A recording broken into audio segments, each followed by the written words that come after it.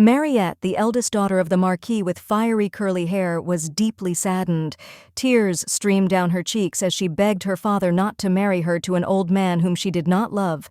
The younger brother sat next to Mariette, watching what was happening. The father persistently asked his daughter to calm down while the baby was indignant, not understanding what was happening. The lady, depressed and sad, admitted that she could not stand a single day of marriage to an old man who did not inspire an iota of feeling or respect. A man, the Marquis of Markwright, with long hair and a mustache, tenderly addressed his daughter, asking her not to be upset. He confidently assured her that he would definitely find a way to get out of this situation. Covering his mouth with his hand, Alphonse said quietly that Count Juan had already given a warning, adding a note of alarm and concern to the conversation. Suddenly, a lady with a cane joined them. Her confident steps and presence immediately attracted the attention of everyone gathered. A young and, at first glance, fragile girl crossing the threshold with slight excitement asked in a quiet voice how much more money their family would have to give to the Count. It was Blanche, the second daughter of the Marquise, who had straight blonde hair and eyes as clear and transparent as a dewy morning meadow. The head of the family, immersed in deep thoughts and complete silence, met his child with great feeling and tenderness, as if he was meeting a long-awaited miracle. While Alphonse coughed, Mariette angrily asked if her sister had ever thought that she might have to marry a disgusting count for a measly amount of money. Blanche, looking away slightly and with obvious regret in her voice, said that she did not mean anything like that and sincerely apologizes for the possible misunderstanding. The man stated that the interest was half of the remaining principal, so it was equal to half of the remaining debt. With the horror of the youngest daughter, it became clear what catastrophic consequences could occur if their family did not pay off the debt by the end of the month. The man, lounging imposingly in a chair with a barely noticeable smile on his lips and a relaxed look, spoke in detail about another way to pay off debts. For example, one could consider selling a mansion. A little girl with large bows on her head, full of anxiety and excitement, with a plea in her voice, began to beg her father not to commit this act, hoping that he would reconsider his decision. The youngest son, barely holding back a strong cough, covered his mouth with his hands, showing with all his appearance that he felt very sick and needed rest or even medical attention.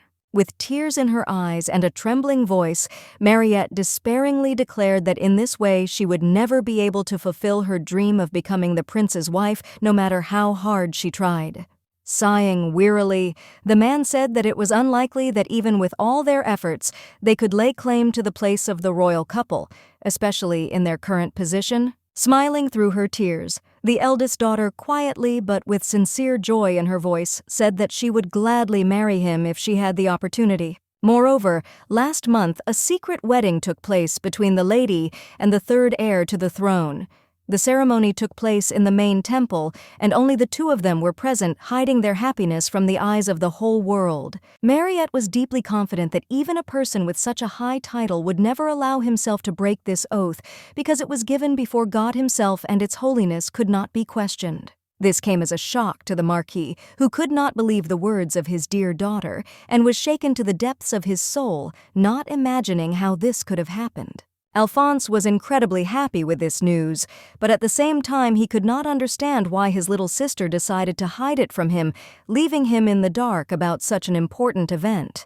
Moreover, the joyful Mariette, with shining eyes, said that if they have a child, then even the emperor himself will certainly bless their marriage, realizing that this will strengthen the union and bring happiness to their lives. Blanche could not understand her friend's joy, because the third prince already had a bride, and despite this news, the current situation remained extremely difficult and confusing. Feeling dizzy and a wave of anxiety, the girl expressed her fears with deep doubt that His Majesty would hardly give consent to such an unexpected marriage. Mariette suddenly had a brilliant idea which she immediately rushed to discuss with her family, hoping that her idea would be as meaningful and inspiring for them as it was for her. Slowly, with a growing sense of bitterness, the girl began to reflect on the fact that the most beautiful maiden in the kingdom had been decided to marry off to a fat and gray-haired old man because of debts which seemed a terrible injustice. Pointing her finger at Blanche, the lady suggested why not marry off her younger sister instead, believing that this might be a more suitable solution and would spare the eldest from an unwanted fate. Suddenly, the baby's face changed beyond recognition, and fear and horror were reflected on it like dark storm clouds eclipsing the bright sunlight on a serene, clear day. Placing her hands on her sister's shoulders, Mariette began to persuade the girl to participate in the deception. They were very similar to each other, and that is why no one noticed the difference when substituting. Thus, Blanche, having dressed in a snow-white wedding dress and becoming the wife of the Count, would have the opportunity immediately after the first wedding night to secretly poison the scoundrel, leaving everything a complete secret. Many despised and hated the vile aristocrat, sincerely believing that his true place was in the next world, where he would suffer a well-deserved and inevitable punishment for his countless atrocities. As a result, Blanche will become a rich widow, possessing not only an impressive fortune, but also living in complete luxury and abundance, surrounded by gold and expensive jewelry, enjoying every moment of her new life. The lady did not really like this idea, and she began to cry, unable to bear the realization that fate could take such an unexpected and tragic direction. The men of the Marquise's family looked intensely and sternly at the lady, clearly expressing their disapproval and condemnation of her actions with their dark and uncompromising gaze. With an empty, detached gaze, Blanche looked into space while the Marquise, with an expressive intonation, asked for help, begging her to save Mariette and agree to deception in order to achieve this goal. A vivid image immediately appeared in my head. The Count revealing his wife's attempts to get rid of him and then severely punishing him for his betrayal and deceit. Through despair, Blanche said that the relative could very well arrange such an insidious plan herself and destroy her husband using all means to achieve her goals. A loud slap, like a thunderclap, struck the lady's cheek, leaving a painful imprint on her delicate skin and causing a deafening sound that echoed throughout the room. It was Mariette, with an angry gaze fixed on her stupid sister, who, from such a force of the blow, fell to the floor and dropped her crutch in complete confusion and shock from what was happening. In a cold, contemptuous voice, she called the girl empty and selfish, indicating a clear focus solely on her own interests. Lying on the cold stone floor, Blanche sobbed.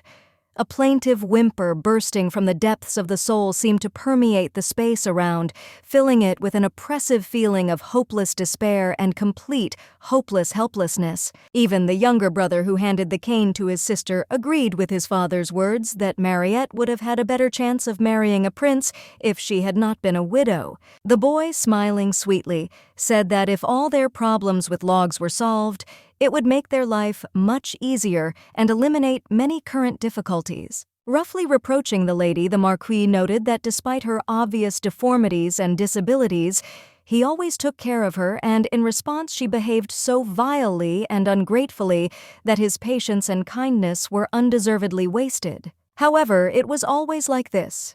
Even in family portraits, everyone behaved as if Blanche was a flaw or a black sheep, among them standing out with her unusual and unpleasant presence.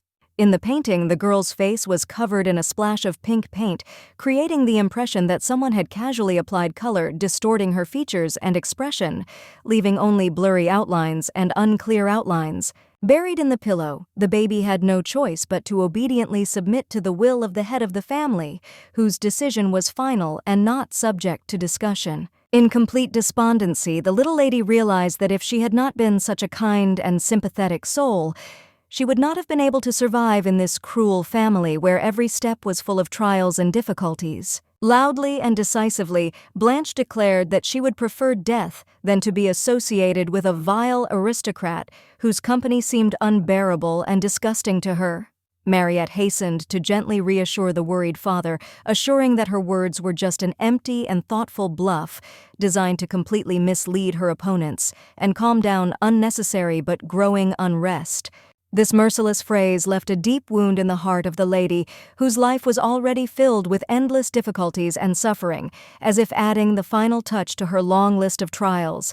Turning away from the family and going to the window, Blanche could not hold back the laughter that burst from the woman's lips, like a freed stream under the influence of what she saw and heard. With a sad smile on her lips, she decided to throw in her lot with the Count, as if she was choosing between a heavy burden and an unknown, but full of uncertainty path. All relatives expressed their approval and genuine happiness, emphasizing how happy they were for the successful outcome and the significance of this event for the whole family. However, it was at this moment that Alphonse noticed something unusual and disturbing in his sister's behavior, which attracted attention and caused genuine concern. The girl's eyes looked empty and lifeless as she greeted her imaginary husband with an expression of complete concentration, as if she were in her own world of illusions. Without wasting any time to think, Blanche decisively jumped out of the window, rushing downwards as if her body was driven by an inexorable force. This time, the lady was not exaggerating when talking about her readiness to face death. Bare feet walked on the cold stone floor, feeling how every unevenness and icy touch of the stone penetrated them, causing a persistent feeling of discomfort and constant cold. Blanche, dressed in a white dress, woke up with obvious surprise behind bars in a dungeon, realizing that she was in a trap that she could not even imagine in her darkest thoughts. Next to her, in a dark corner of the cell, sat a man with black hair dressed in simple work clothes. His head was lowered, and his eyes were focused on the floor as if he were absorbed in deep thought. Cold blue eyes slowly rose, and their gaze piercingly slid around the room, reflecting the anxiety and deep tension of the situation. The chains hanging from the ceiling tightly fettered the man's hands, limiting his freedom and making every movement difficult as a symbol of an inevitable fate and lost freedom. With surprise and silent delight, the aristocrat stared at the stranger, unable to believe her eyes.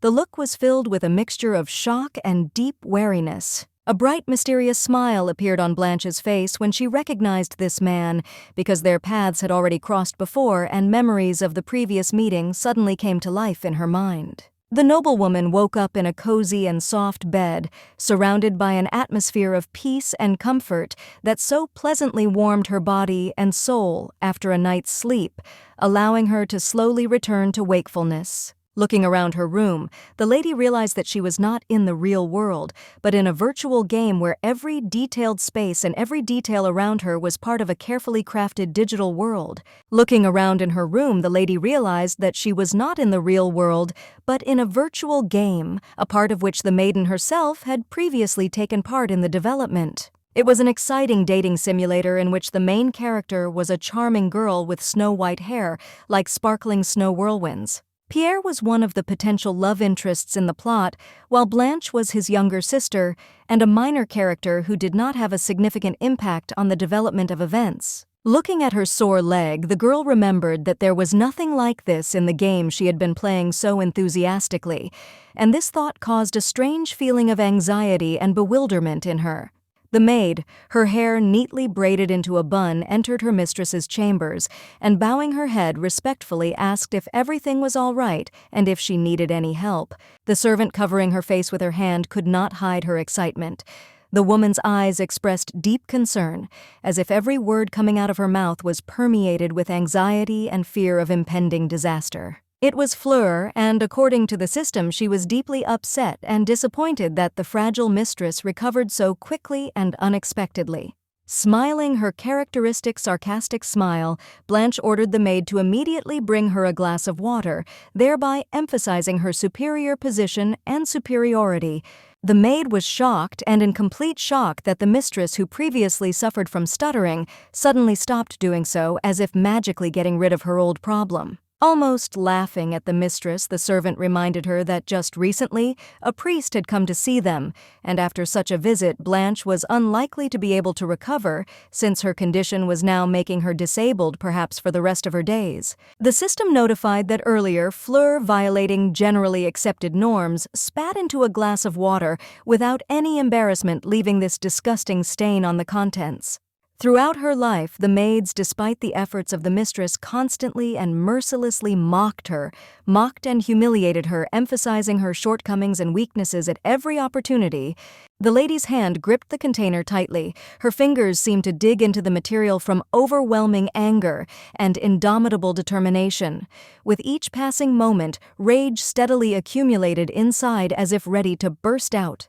The water was suddenly splashed into the maid's face, causing her to scream in complete horror and confusion from the sudden shock, which led to instant confusion and a complete loss of composure. Looking angrily at her mistress, the maid turned to her with obvious bewilderment and anger in her voice, full of rage and misunderstanding. Blanche gave strict orders to Fleur to immediately bring the head butler to tell him something extremely important and urgent. Clear and confident steps were heard along the long corridor, their booming echo reflected repeatedly from the walls in the dead silence, instantly attracting the close attention of everyone nearby and forcing them to listen warily. The man responsible for managing the Marquis's mansion entered the aristocrat's chambers and, addressing her attentively and respectfully, was ready to listen to all orders and instructions. The worker was sincerely glad that the mistress had awakened, but did not fail to note that the woman's mind was apparently still in confusion, hinting at a cruel act towards Fleur.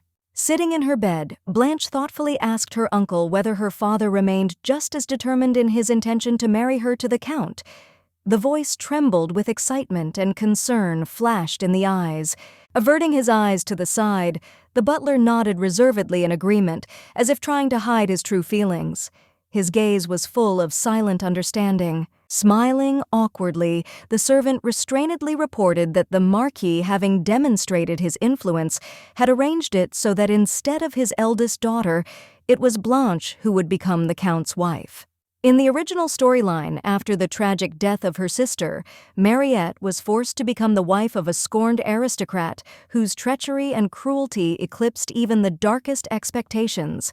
Pleased that Blanche had accepted her fate, the butler asked Fleur to prepare aromatic tea to celebrate the moment with a slight smile. However, the young lady intervened, declaring that there was no longer any need for making tea, since the maid who could do it had already been fired. Shocked to the core, the lady could not believe her ears, unable to understand how she could be deprived of a position that she considered an integral part of her life and status. But then Blanche took her jacket off her shoulder and showed how carelessly the servants treated her. The lady emphasized that no aristocrat's bride should look like this, which was especially unacceptable for her. The man tried to justify his reluctance to cooperate with Mustard, arguing that the dismissal of Fleur could lead to unforeseen complications, which would certainly create additional difficulties. The girl's uncle himself was afraid that this unreasonable girl might tell someone about her unsuccessful attempts to take her own life, which caused him fear and anxiety. The noblewoman recalled that the basement was empty and hinted that it should be used to punish the disobedient maid. The servant could not find peace and continued to ask the mistress many questions, trying to understand the reasons for her cruel behavior towards her friend, which seemed completely unfounded to her. Suddenly, a sharp sound of a reciprocal slap was heard in the air, which was directed directly towards Fleur, and this caused considerable surprise among those present. Without showing any sympathy, the aristocrat stated that for the past 3 years they had not been friends.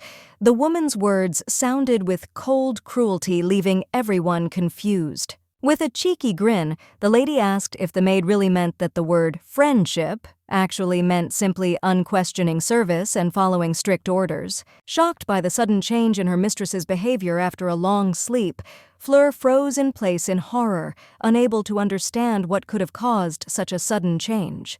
The male workers of the house grabbed the servants by the arms and, without saying a word, began to slowly and decisively lead them into the dark basement, full of determination to complete the task at hand. The door slammed shut behind me, leaving only the echoes of a loud bang and a deep sense of complete isolation in the air, as if the world around me had disappeared. Sitting on the bed, the girl thought that this game was created specifically for Anastasia, as if all the elements were aimed at satisfying her own needs and interests. It was not worth getting close to the main villain of this game and the main character of the hidden ending, a guy with black hair sitting on the bones of enemies and holding a weapon in his hands. This irresistible but cunning scoundrel was called Riccardo Giotto Digitalis. His name, sounding like a poem, was shrouded in mystery and intrigue, generating both admiration and fear. The photograph showed smiling people joyfully celebrating the birthday of a mutual friend. Their happy faces and warm expressions created an atmosphere of celebration and friendly comfort. In her past life, Blanche was surrounded by love and care. The Virgin had reliable and devoted parents who provided her with a sense of security and stability. The guy was an incredibly sweet person, always ready to support and help out in difficult times. His care and kindness created a feeling of warmth, making him an invaluable friend and partner. Smiling sweetly, the father told his son-in-law that they were no longer expecting their beloved daughter and would not accept a return, thereby emphasizing the final decision that there was no turning back. Friends often scolded the main character for often not picking up the phone and not answering calls on time. They expressed their dissatisfaction and concern considering such behavior disrespectful and annoying. However, sometime after the release of the long-awaited game, everything changed. Now she walked confidently along the road, talking on the phone with a guy. As soon as a large truck came around the bend, the girl froze like a deer in headlights. Blanche stood in complete stupor, unable to move from her place from surprise and horror, frozen in this tense moment. The phone slipped from my hands and fell to the ground, and the screen cracked, breaking into many small cracks that quickly spread across the rough surface. After her memories returned to her, the lady realized that no one had truly loved her in this life.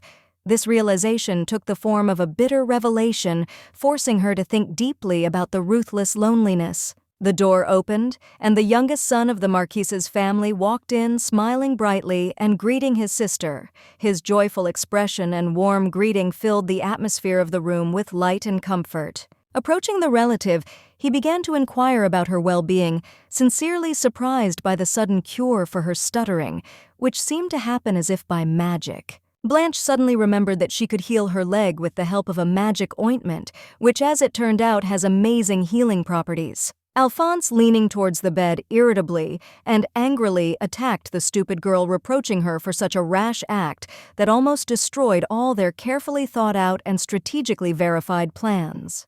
Suddenly, the lady realized that she could see the boy's status window, which stated that he was 10 years old, and described his abilities. At that time, the guy continued to complain that his older brother even had to call a priest. Comparing her status to the boy's, Blanche realized that due to her high stress levels and low physical condition, her performance was significantly lower in all aspects. While the lady was thinking about her morality, which was indicated by strange squares, Alphonse was indignant since his sister did not pay attention to him at all and did not listen to the comments. The boy, portraying himself as a sick person, tried to evoke pity from his older sister, hoping that sympathy and compassion would help him achieve what he wanted. Suddenly, the girl came to the realization that the cunning Alphonse, pretending to be sick and causing her pity, was actually trying to manipulate her feelings in order to achieve his goal. If he shows himself to be much weaker than this little lady, all the attention and focus will be directed solely at him. Clenching her bright dress in her fists and sobbing with grief, the girl with a plaintive voice babbled about the injustice of the fact that her favorite toy was given to her brother, leaving her without an object so dear to her heart. Holding his son close, the Marquis justified him, claiming that he was still very young and could not fully understand the consequences of his actions, which helped mitigate the situation. Alphonse grinned meanly as he watched Blanche suffer a derogatory rebuke for his rude behavior. The mocking expression on her face was full of pleasure from the way she blushed with shame and painfully tried to hide her embarrassment. The boy, relying on his most sincere and reverent feelings, persistently continued to call his relative, who, as if spellbound by magic, flew among the clouds, not noticing his plea. Frightened, Alphonse began to walk away. When, having received no response other than a restless cough, he felt that his efforts remained without a proper response. The guy was deeply puzzled and embarrassed when his older sister unexpectedly revealed his cunning deception, depriving him of his last hopes of hiding the truth. Blanche, with obvious irritation and without a trace of tolerance, ordered an immediate stop to pretending, and also not to continue to feign deafness, making it clear that fragile patience had reached its limit. When the fragile hand was suddenly grabbed, Alphonse was seriously frightened. Panicked, he began to scream loudly, demanding to be released immediately, as if his whole life was at stake at that moment. Despite the fact that the guy had enough strength to break free, he stubbornly continued to pretend to be helpless until the last moment.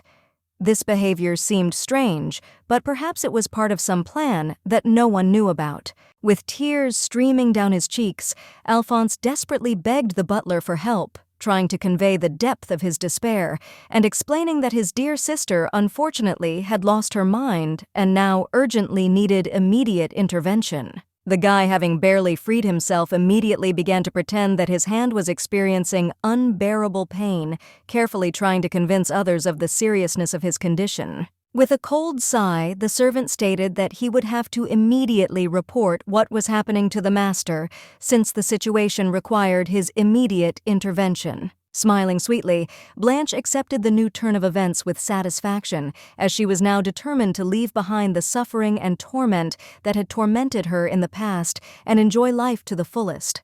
The girl's status appeared next to the mark, and now in the column reflecting her changes, there were significantly more squares symbolizing changes. 3 years ago, when the boy turned 7, the Marquis congratulated his son with great joy, expressing sincere pride and pleasure at this significant event. Placing his hands on the boy's shoulders, the aristocrat with a warm smile reminded him that he would soon become a student at a magical academy where new and exciting prospects awaited him. Alphonse could not help but feel internal pressure when the comparison of his youngest son with his eldest was made, causing him a feeling of involuntary competition and uncertainty. The boy sat diligently at the table, surrounded by numerous papers, intently studying them, making notes, and notes completely immersed in his work. Leaning back in his chair and closing his tired eyes, he realized that 13 hours had already passed and looked at his watch in surprise, not believing that he had been doing his work for so long. Soon after this, Alphonse went to bed, and the doctor, who carefully approached him, began to carefully check his well-being to make sure that everything was in order and not to miss any important symptoms.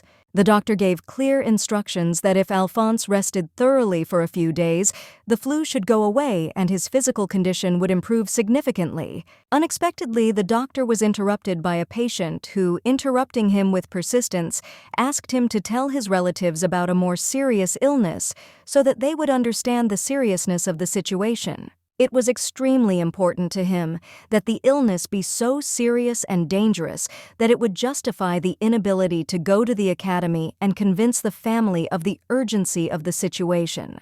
The boy tried to convince the employee that his request was justified, and as it turned out, it was beneficial for the employee himself, since the father would pay for all visits. Being greedy for money and trying to use every opportunity to gain profit, the man without hesitation immediately agreed to the offer, seeing in this an obvious financial and personal benefit for himself. Alphonse could not believe his luck, not believing that he was able to so easily and quickly achieve such incredible luck that seemed almost fabulous and completely incredible. Currently, the Marquis stood next to his daughter, expressing his deep disappointment and explaining how much he was upset by her action, which did not live up to expectations. Mariette, while calming her younger brother, simultaneously made remarks to her relative condemning her for false accusations and emphasizing how unlawful and unfair the maiden's accusations were.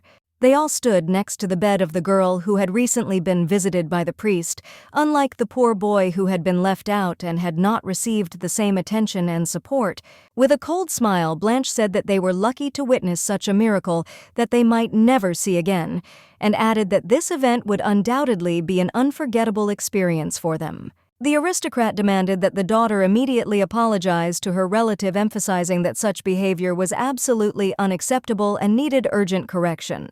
Blanche ordered the father to immediately fulfill one of two demands: either bring his brother to the priest right now or send the body of the bride to the count, emphasizing that delay or refusal was unacceptable. The man's hand touched the girl's cheek, and a loud sound was heard in the room which echoed throughout the room, attracting the attention of everyone present. When the lady fell silent, the Marquis could not help but be indignant, amazed that someone like her dared to set conditions and make demands on him that he considered completely inappropriate and unacceptable.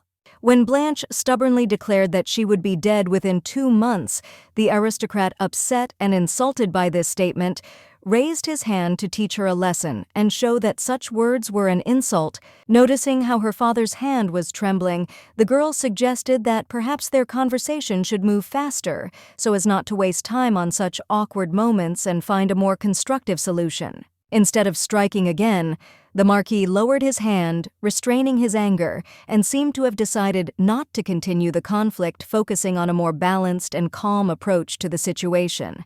Instead of continuing the conflict, the man ordered the butler to immediately go for the priest, demanding that he come as soon as possible. Frightened Alphonse turned away from his sister's comforting embrace, unable to cope with the growing fear and confusion that possessed him at that moment. With a smile, a handsome man with long brown hair introduced himself as Ségolène, who believed in the teachings of the god of medicine and dedicated his life to serving those ideals.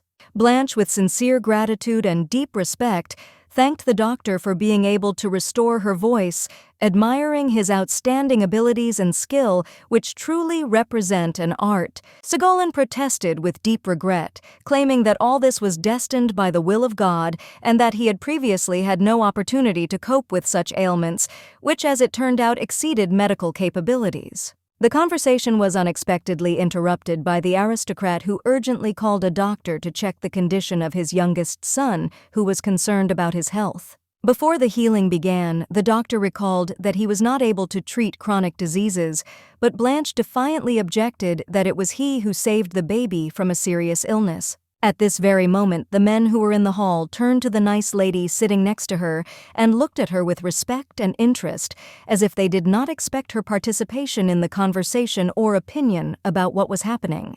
This caused the Marquis himself, who with all his heart sought to cure the sick man, to think, and the nobleman began to reflect on how this event could affect plans and efforts. The Marquis expressed his request to the priest, asking him to examine the boy at least once to ensure his state of health and determine possible further steps for treatment. The healer could not refuse the aristocrat, especially given his persistent request and noble tone of address. Therefore, despite the possible difficulties, he immediately agreed to conduct a thorough examination. All excited, Alphonse walked to the doctor on unsteady legs. His nerves and fear were so strong that every step was difficult for him, and anxiety about his own condition literally constrained his movements. The father carefully sat his son on the sofa, trying to do everything to make his child feel comfortable and safe, and setting up the environment for a calm and attentive examination. Ségolène began to use magic, which frightened the guy even more, and his anxiety increased as the sight of magical actions seemed even more frightening and unusual to him. Unwilling to participate in the healing process, Alphonse rose to his feet, pushing his parent away with vigor, in a show of determination and independence. On strong and healthy legs, the boy quickly walked towards the closed doors.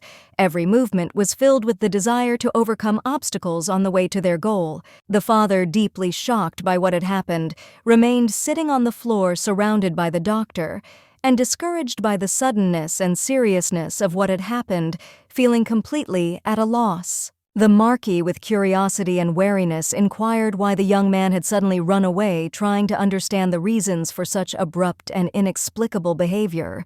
The priest himself, confirming the words of the aristocrat, was also amazed at the enormous strength that was inherent in this little child, wondering how such majestic power could be contained in such a fragile body. The pleased lady asked her father with interest why he did not go after his disobedient son, who lied to teach him a lesson, expressing surprise at the inaction and lack of decisive action. Standing up, the man could not believe that he had been listening to lies from his own boy for the past 3 years, feeling deeply shocked and betrayed by the deception that had been hidden for so long behind a facade of trust. Blanche could not hide her mockery. Her face broke into a contemptuous smile, reflecting all the disdain and gloating towards what was happening. Heading to the aristocrat's daughter, he tried to justify himself, but the girl firmly ordered him not to waste time on unnecessary excuses, interrupting his attempts to explain himself and cutting him off from further words. The nobleman was glad that dear Blanche understood her father's words so quickly and easily, noting how insight and understanding of circumstances exceeded expectations. To this, the lady replied with a smile that she was simply unpleasant to listen to someone else's voice, demonstrating her dislike for what was happening with a slight dose of irony. The boy got the worst of it from the strict Marquis, who in his anger spared neither strength nor emotions, expressing his displeasure and stern severity that could not be ignored. The aristocrat herself, who was helped by the new maid, no longer cared about her family, and she completely lost interest in their affairs, focusing solely on her own interests and needs. Before leaving, the maid notified her mistress that she would be going out to get a new change of clothes to provide the necessary updates and get her wardrobe in order. Blanche, comfortably ensconced in bed, was content to be alone, enjoying the peace and solitude that this alone time afforded her.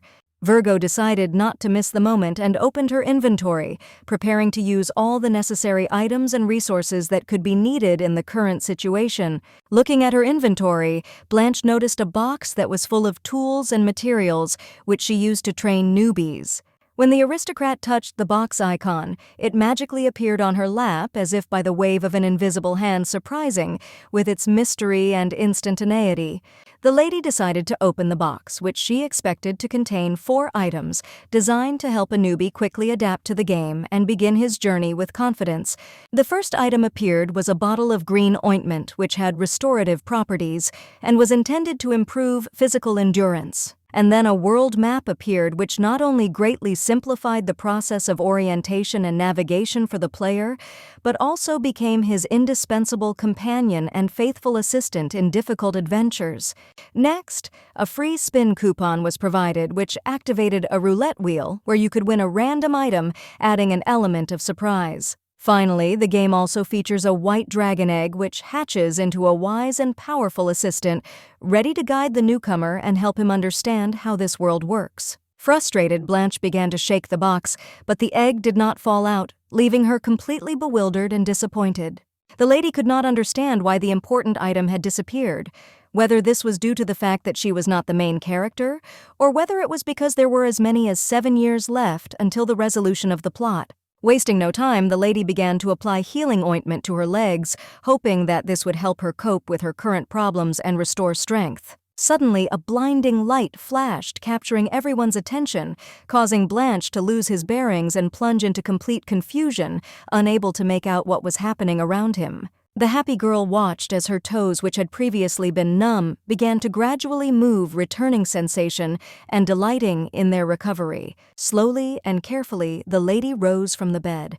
With every step she tried to take on her own, she tried to make sure that her frail body was ready to move. Suddenly, there was a loud cry from the shocked maid who watched in disbelief as the lady, whom everyone thought was bedridden, suddenly stood up and began to walk. Blanche, putting a finger to her lips and showing cold majesty, ordered the servants to remain silent, clearly demonstrating that no noise should disturb the carefully thought-out plan and disturb the ideal silence. The butler entered the room and, expressing restrained concern, turned to the hostess with a question whether the servants had committed any unacceptable acts or actions. Holding the maid's mouth, Blanche replied that despite the accidental incident where the maid stepped on her foot overall, there were no other problems and everything else was fine. When the man left, the girl ordered the worker to be quiet and calm, threatening that if she did not follow the instructions, she would suffer the same fate as Fleur. All trembling with fear and suppressed by horror, the servant quickly and with a heavy heart assured the mistress that she would remain silent and strictly follow all instructions. When the aristocrat gave the order to dress her, the maid immediately rushed to carry out the command, trying not to miss a single detail and acting with maximum speed and accuracy. Mariette sat next to her little brother, anxiously looking at his face, which looked completely emaciated and haggard, which caused her deep anxiety and concern. Alphonse blamed Blanche for all his troubles, whose insidious plans led to the failure of his own plans. Now after this, the father was angry and upset, blaming his son for the failures that had occurred. The girl warned her brother that he should no longer express his thoughts so openly, since their sister was soon going to become a countess, and any careless word could get them into trouble. She could not help but admit that Juan was far from the most pleasant person and showed himself to be a real abomination, but his colossal fortune and wealth made him an extremely influential and important person in society. With a mocking smile, Mariette stated that by marrying the rich, Juan Blanche would finally be able to really help her family because marriage with such a wealthy man would bring long-awaited financial support and stability. Hugging her brother, the girl asked him to help support her poor sister, hoping that their support and care would help her cope with difficulties and restore lost strength. If this is not done, Blanche may not listen to Mariette, who smiled evilly at the same time, despite hidden concern for the possible consequences. There were only 2 months left before the wedding, and the mansion, washed by the morning rays, sparkled and shimmered as if covered with golden light, which gave it a special charm and created an atmosphere of anticipation. The maids, waking up the little lady, informed her that her older sister was already waiting and advised her to wash herself and put herself in order as quickly as possible so as not to delay the important morning meeting. Waking up, Blanche could not understand what was happening. Her confusion only intensified until she began to become aware of the situation around her. Yawning, the girl barely remembered how yesterday she had activated a free coupon for services, while the servants, with utmost care and attention, helped her get dressed and neatly comb her hair. When midnight came, the girl, with excitement and trepidation, spun the rainbow roulette full of bright colors and tints, hoping to receive the coveted gift from the systems. Despite all her efforts and expectations, Blanche only received a healing potion made by a low-class witch, which was contained in an inconspicuous, simple bottle. The joyful maids told the young lady that Mariette was waiting for her for tea in the greenhouse and also brought her a beautiful new dress with exquisite jewelry. Wearily dropping her head on the pillow, the girl said that she had no desire to go anywhere, which greatly frightened the servants, who did not expect such a refusal and were confused by the unexpected decision. The ladies were not going to give up so easily, and in order to convince the girl, they enthusiastically presented an expensive dress from a famous atelier, as well as pearls given as a gift from Blanche's mother. It was impossible not to notice how old the piece was, as the pearl beads showed numerous scratches, giving it a worn look. The dress that Blanche was now offering had once been purchased by Mariette herself, but she soon abandoned it as soon as she saw another lady in the same outfit. With a grin, the lady asked her maids if they really thought their mistress was so stupid as not to notice their cunning and tricks. Turning away from the servants and settling down on the bed, the girl sarcastically asked to tell Mariette that she was under no circumstances going to wear such expensive and beautiful things. Soon a relative appeared in her sister's chambers, dressed in a beautiful blue dress with bright red curls that effectively emphasized her sophisticated image. With a smile, the lady explained that this dress and jewelry were chosen by maids who do not understand fashion at all, and therefore their choice should not be taken seriously. Blanche could hardly contain her laughter, noting how terrible the taste of her sister's henchmen was, as if they did not know what real fashion and style were. These words angered Mariette, who sternly warned her to be more polite, since she truly cared for her and did everything possible for her good. Acting like a real angel, the girl added that she had been taking care of her father's younger children since the death of their mother, emphasizing her sacrifice and constant attention to the family. In a cold and piercing tone, the heroine asked whether the fact that Mariette turned her into a cripple could also be considered a sign of concern, like all the other actions that she tried to pass off as kindness and attention. The girl remained motionless like a statue, her body frozen in one position as if spellbound, and her eyes widened in surprise and shock, reflecting deep shock. The aristocrat, with an icy expression on her face and without the slightest hint of compassion, ordered all the servants to leave the room, immediately demanding that they leave the space right now. As a result, the room was empty and the girls were left completely alone, surrounded by silence, in which the echo of their own thoughts seemed especially loud. Leaning towards her sister, the noblewoman asked with curiosity and slight irritation what exactly she meant, uttering such nonsense as if her words could reveal some important secret. Mariette tried to put pressure on Blanche, strictly ordering her not to utter such words in front of strangers again. Such words could cause serious harm or create an awkward situation. No longer willing to give in to Mariette's demands and bend under her pressure, Blanche decided to give a decisive rebuff, showing firmness and persistence in her refusal. This character originally did not have a limp, which was only the result of an accident that occurred when the poor girl was thrown off a ledge. It was the older sister who caused this, acting like a real villain, after which she fled the scene of the crime, leaving her relative to suffer the consequences. Mariette began to worry, and her cold calm quickly gave way to anxiety when she realized that the situation was rapidly getting out of control and threatened to have serious consequences. With a mocking grin, Blanche said that Mariette was worth nothing more than ordinary trash and added that she could no longer bear her presence in this place. The little lady resented this treatment and, feeling deeply resentful, became hostile towards her sister. Feelings were filled with anger and distrust. The aristocrat hastened to remind that if Blanche had disappeared from the mansion at the moment, she would have had to become the wife of the vile count whose intentions and reputation were far from the best. A noble woman with curly hair sharply ordered to immediately stop talking about this nonsense, recalling that she was her father's favorite daughter and could become the wife of the prince himself. These words almost caused Blanche to laugh, which she could hardly restrain. If the third heir to the throne really intended to marry her, he would have paid a visit long ago and made a formal proposal. Mariette tried to justify her lover by claiming that the man was simply busy with his duties and did not have the opportunity to devote time to her, although this excuse seemed insufficient for all parties. Blanche called her sister a fool, claiming that she had chosen only a real womanizer as her husband who did not deserve attention and respect. The older lady hastened to answer, reminding that it was the relative who had no opportunity to move, much less escape, which deprived her of freedom of choice and action. Before leaving, Mariette left her sister with orders to begin preparing for the wedding, little by little assuring her that this moment was just around the corner and that all preparations needed to be started as soon as possible. Thinking about how careless the lady was, Blanche decided that she herself was not going to put up with this marriage, and despite all the circumstances, intended to run away from the marriage in order to avoid this inevitable fate. At this time, a man with an unusual appearance asked the gentleman whether he was really going to poison his bride, as if the question itself was unusually acute and alarming.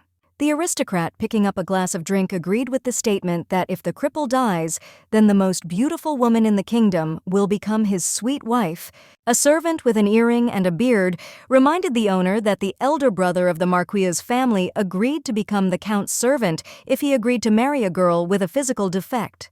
Juan had deep doubts that the spoiled boy could really help him in the smuggling business, since his inexperience and habit of a comfortable life could become a significant obstacle. Having bowed respectfully before the master, the servants hastened to carry out all his instructions, showing complete submission and readiness to follow every order. The man was also interested in what to do with their imprisoned boyfriend, who was in prison.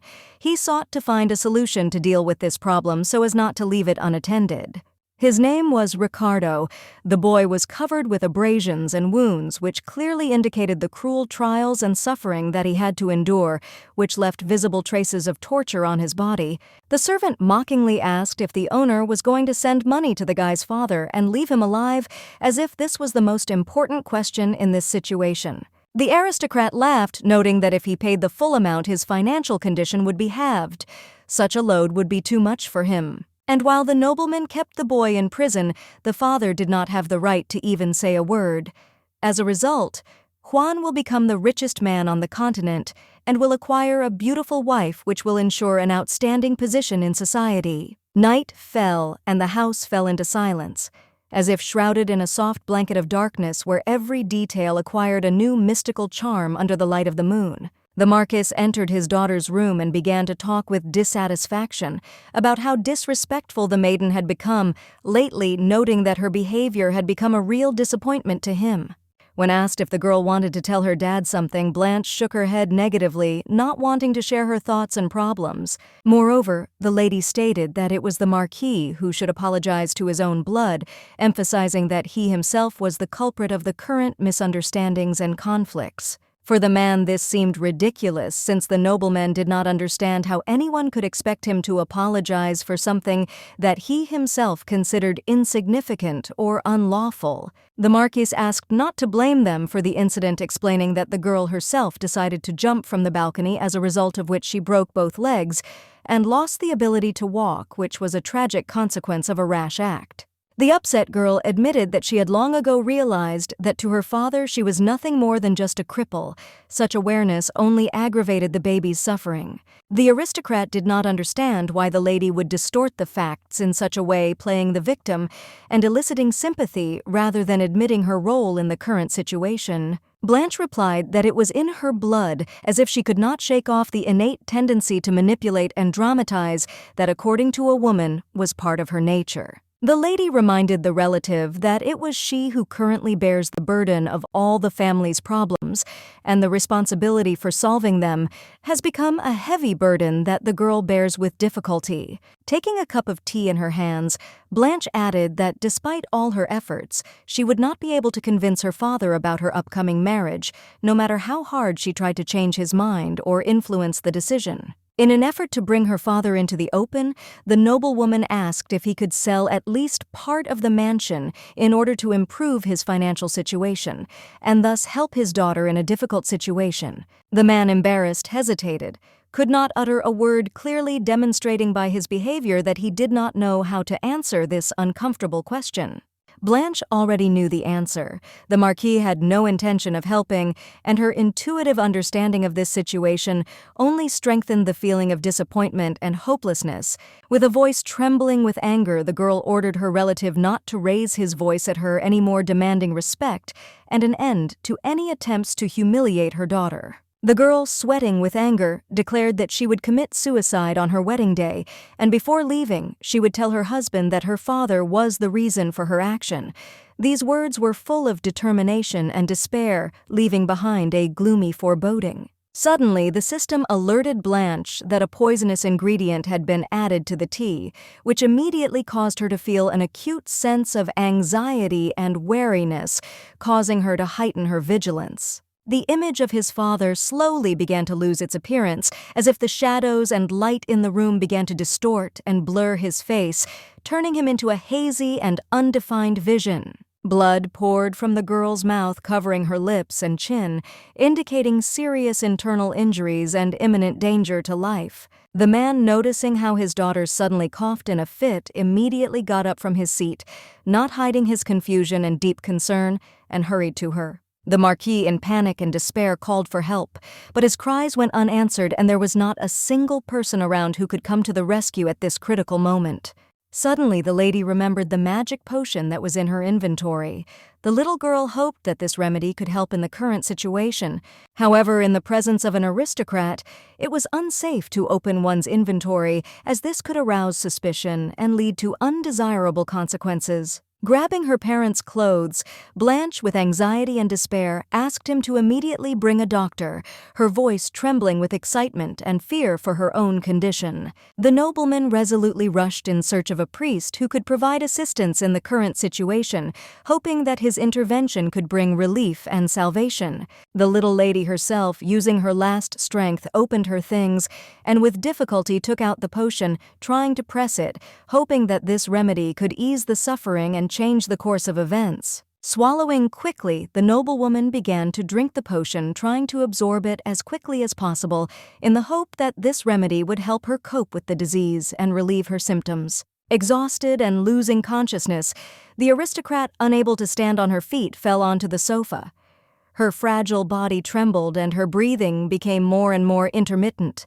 A luxurious black carriage slowly drove through the square, shiny wheels shimmering in the sun, and exquisite details and gold decorations gave the appearance of a true symbol of status and grandeur. Inside the carriage sat a handsome young man with fiery red hair, dressed in elegant and carefully selected clothes that emphasized sophisticated style and status. This was Pierre, a relative of Blanche, who was famous as the most handsome man on the continent and a local genius.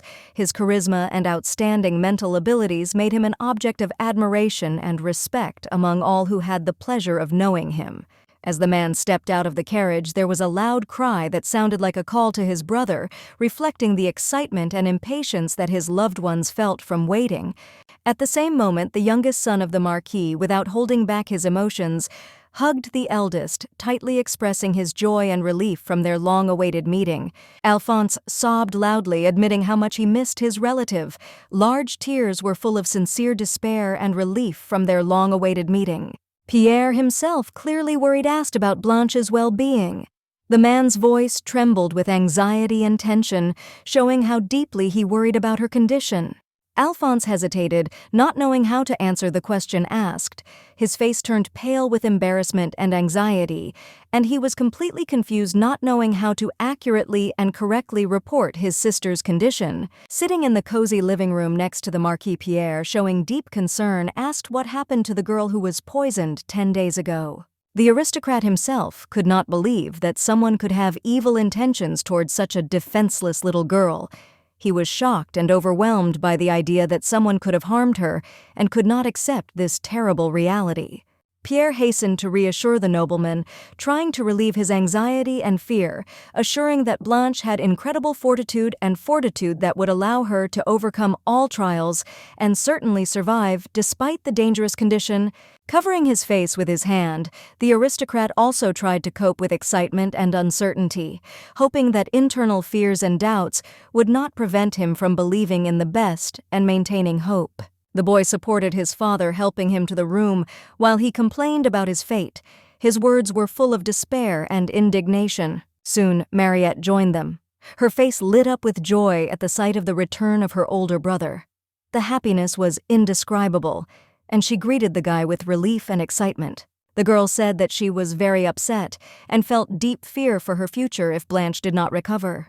The words were full of despair because she realized how much her own happiness depended on her sister's health. When asked what she was talking about, Mariette reminded her relative of the Count whom she was destined to marry in the worst future. Not understanding his sister's cruelty, Pierre was very worried about Blanche, who seemed to be trying to leave them and go to another world, leaving behind only darkness and doubts. The girl herself stated that Juan was to blame for everything, who desperately sought to get the most beautiful lady in the kingdom as his wife, sparing neither means nor efforts to achieve his goal. These words caused deep upset and significant disappointment in the man, leaving him in a state of complete inner turmoil and emotional turmoil that was impossible to ignore. The girl became confused when asked whether she was more worried about Blanche or her own well-being, and was unable to immediately find an appropriate answer, reflecting her inner confusion. Pierre himself was well aware that Mariette was only concerned about her own interests and well-being, not paying attention to those around her and their problems. With ridicule, the maiden said that her brother always presented her in an unfavorable and negative light, trying to belittle her merits and exaggerate her shortcomings. Pierre, consumed by deep frustration and inner turmoil, only remained silent, not finding suitable words to respond to the harsh reproaches and inappropriate accusations that continued to come. The girl, with a slight touch of mystery, shared with the boy that Blanche, it turns out, remembers all the events and details that it would seem could be forgotten. After that, she added that her dear brother at that moment was her only ally, who fully shared her views and experiences and supported her in the most difficult times. After all, at that ill-fated moment, the two of them threw the girl off the cliff, and then, filled with gloating and self-satisfaction, they left laughing and smiling, leaving the baby in complete defenselessness and danger. One day, when Blanche was only 9 years old, the whole family went to a country villa to spend time in solitude and enjoy the tranquility of nature away from the bustle of the city. The older children could not stand the younger one experiencing constant irritation and dissatisfaction with her, which sometimes resulted in minor and major nagging and manifestations of disrespect. It was extremely unpleasant for them to have a sister with speech problems, which further aggravated their dislike for her and caused constant irritation, creating constant conflicts and discontent in the family. Afraid and trembling with fear, the girl found herself on the edge of a cliff. Her heart was beating wildly, and her gaze was fixed on the abyss that opened before her. Mariette, with a smile on her face, said that if Blanche remains sitting on the cliff until tomorrow, then they will play together as soon as a new day comes. The boy promised to bring sweets after the meal to treat Blanche and brighten up the baby's anticipation despite the difficult situation. The girl had no choice but to humbly agree, accepting her difficult fate and trying to find solace in the promises that were given to her. After this, the older children left, leaving the girl alone without any consolation or support, immersed in her loneliness and fear. They weren't going to keep their promises. Instead, the older children planned to take their sister's food and have fun without her enjoying the freedom from her presence. Blanche began only 3 days after the disappearance. Ultimately, the lady was found in the rain, lying on the grass, weak and exhausted, but still alive. This is how the third child of the Marquis family became lame. The girl lay unconscious on the pillow. Her condition left many questions and worries. But suddenly, as if by magic, bright green eyes opened, emitting an incredible combination of surprise and faint hope, despite the previous state of unconsciousness. Rising from the bed, the aristocrat grabbed her head as if trying to cope with a headache or a difficult memory. His face was distorted with pain and confusion. Getting out of bed, the little girl slowly walked towards the window. Although her steps were uncertain and her gaze was directed at the world behind the glass in anticipation of consolation or new impressions, she was convinced that it was Juan who had given the order to poison her, and this thought haunted her, making her doubt the intentions of those around her and her own safety. The lady opened the inventory to check its contents, and her gaze ran over items that could be both useful and potentially dangerous in the upcoming events. Now she had to reconsider her previous escape plan, and Blanche chose a world map to carefully think through a new route and prepare for the next stage. Suddenly, as if by magic, a sheet of paper materialized out of nowhere in front of the little girl, as if they had created magical powers, adding something amazing to the surrounding atmosphere. The lady made a bold and decisive decision to leave the majestic kingdom of Lupine, seeking to free herself from the strict control of her father and begin a new life filled with freedom and opportunities for her own happiness. Blanche was looking for a place where it would be possible to remain unnoticed, where someone else's identity would be difficult to reveal, and where it would be easier for a woman to find work. The card instantly disappeared from the woman's hands as if dissolving into thin air, and after this there was a loud echoing sound that increased the tension of the moment. Not far away, as if out of nowhere, the elder brother appeared. His appearance was imbued with deep concern. A look full of anxiety spoke of how much he worried about his younger sister. The baby, as if nothing had happened, stood calmly next to the window, as if all the surrounding chaos did not concern her, and she was in her own unperturbed world. The man, realizing the situation, immediately realized that perhaps the baby was going to jump out of the window again. Such a thought was full of anxiety and concern, because Pierre was afraid that the previous intention might be repeated. The guy, moving quickly towards the girl, tried to stop her, but suddenly tripped and fell, losing his balance and barely able to stay on his feet. The Marquis's son knelt down full of remorse, and with sincere regret asked forgiveness for the mistake he had made in the past, realizing the gravity of his actions. Blanche greeted her old relative with a soft smile, expressing her sincere joy that he had finally deigned to return home after a long absence. The girl, confidently walking on her own feet and not relying on a crutch, came closer to him, demonstrating her independence and joy from the meeting. With a smile on her lips, the little girl extended her hand to the boy and with sincere delight in her voice said that she wanted to take a good look at her brother in order to enjoy the long-awaited meeting. Pierre was completely shocked to discover that the baby could move independently. The surprise was so great that he could hardly believe his eyes, seeing how the lady moved on her own feet without any assistance. Blanche explained that her brother had previously broken her legs. However, now, thanks to healing, the girl was able to learn to walk again, regaining her independence and confidence in her movements. Feeling deep guilt for his past actions, Pierre turned away, sincerely asking for forgiveness again, his voice trembling with remorse, and the man tried his best to make up for his mistake. The little girl sat down next to the guy, trying to calm him down. With warmth and encouragement, the little lady said that now Juan will be satisfied and happy. With empty eyes, the girl said that now she was in no way inferior to Mariette and would become a good wife to an aristocrat. These words were full of determination despite the lifeless look, reflecting the desire to take his place. After this, the lady added that if the good brother could have asked the princess, then she would not have been sent to be torn to pieces by the scoundrel.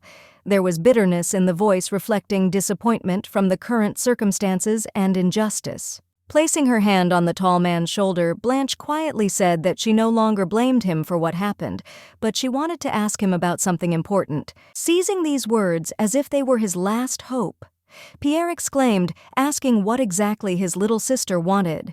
There was impatience and a sincere willingness to help in anticipation of a clear answer to a question that was important to him. The truth was that in 7 years the world was going to change dramatically. Monsters were expected to appear, which would be ruthless and merciless, disrupting the previous order and creating a threat to all living things. Soon, the appearance of Saint Anastasia was expected, who was going to bring hope and salvation to all residents, eradicating disasters and evil. The lady's mission was aimed at restoring peace and protecting people from the impending threat. However, during the struggle, many minor characters were killed, among whom was Blanche. Such a loss was a heartbreaking loss for the families. As a result, there was only one city left on the map suitable for escape, Digitalis, which occupied a high place on the list of places where one could find peace among chaos and destruction. Ricardo, who was the main opponent of the heroine and the source of many disasters, lived in this city. Digitalis, although remaining a last resort, also turned out to be a villain's lair. The lady asked her brother to take her to the treasury, expressing a desire to examine it. There was urgency and hidden hope in the voice. It was in the treasury that the white snake bracelet was located, which had the unique property of doubling the experience gained. This most valuable artifact was intended for the main character, and Pierre planned to give it as a gift in the future. Wiping tears from her cheeks, Blanche remembered how they visited the treasury together when she was still slow and could not join them. Those times filled my heart with nostalgia and warm memories. Sobbing, the girl turned to the man, talking about her deep desire to visit the treasury at least once before getting married. The words were full of passionate regret and nostalgia. Pierre immediately grabbed his sister's hands, full of determination and care, and promised that tomorrow he would go to his father and try to find the key to the treasury. The lady rushed to hug the guy, her voice trembling with gratitude as she uttered words of gratitude. The baby hugged him tightly, unable to hide her emotions, expressing all her gratitude and joy. Immediately wiping away her false tears, the girl admitted with sincerity in her voice that Pierre was the only one in the family whom the little girl could completely trust. A golden key, sparkling with jewels, was in her hand, like a symbol of importance and value. The exquisite shine emphasized how much this thing meant for the fulfillment of a wish and the opening of a treasury. The Marquis gave the key to the treasury to his child, symbolizing not only access to jewelry but also special responsibility. It became an important part of the heritage passed down from generation to generation. Sitting in her wheelchair, Blanche sincerely thanked her father, her voice filled with deep gratitude and her eyes shining with sincere gratitude, reflecting all the warmth and appreciation for his support. The man interrupted her, saying with a serious expression on his face that it was he who should thank God for the fact that the youngest daughter was able to come to her senses and recover. The key was carefully held out into the girl's frail hands, which were stretched forward, as if reaching for this precious symbol of hope and change. Grabbing the arms of the chair, the father decisively decided to help Blanche. Such support and care were obvious, and he was ready to do everything possible to help his daughter overcome difficulties. As they drove past her older brother, the little girl put her finger to her lips, asking him to remain silent about the fact that she could now walk on her own. Yesterday, Pierre made a solemn promise to protect the secrets of his sister, swearing that he would keep them in the strictest secrecy, despite all possible trials and difficulties. The family was soon joined by an older girl who greeted them with a warm smile. Mariette was dressed in a new dress, with her hair neatly tied back. The girl hurried to meet her father, her face expressing concern and anxiety.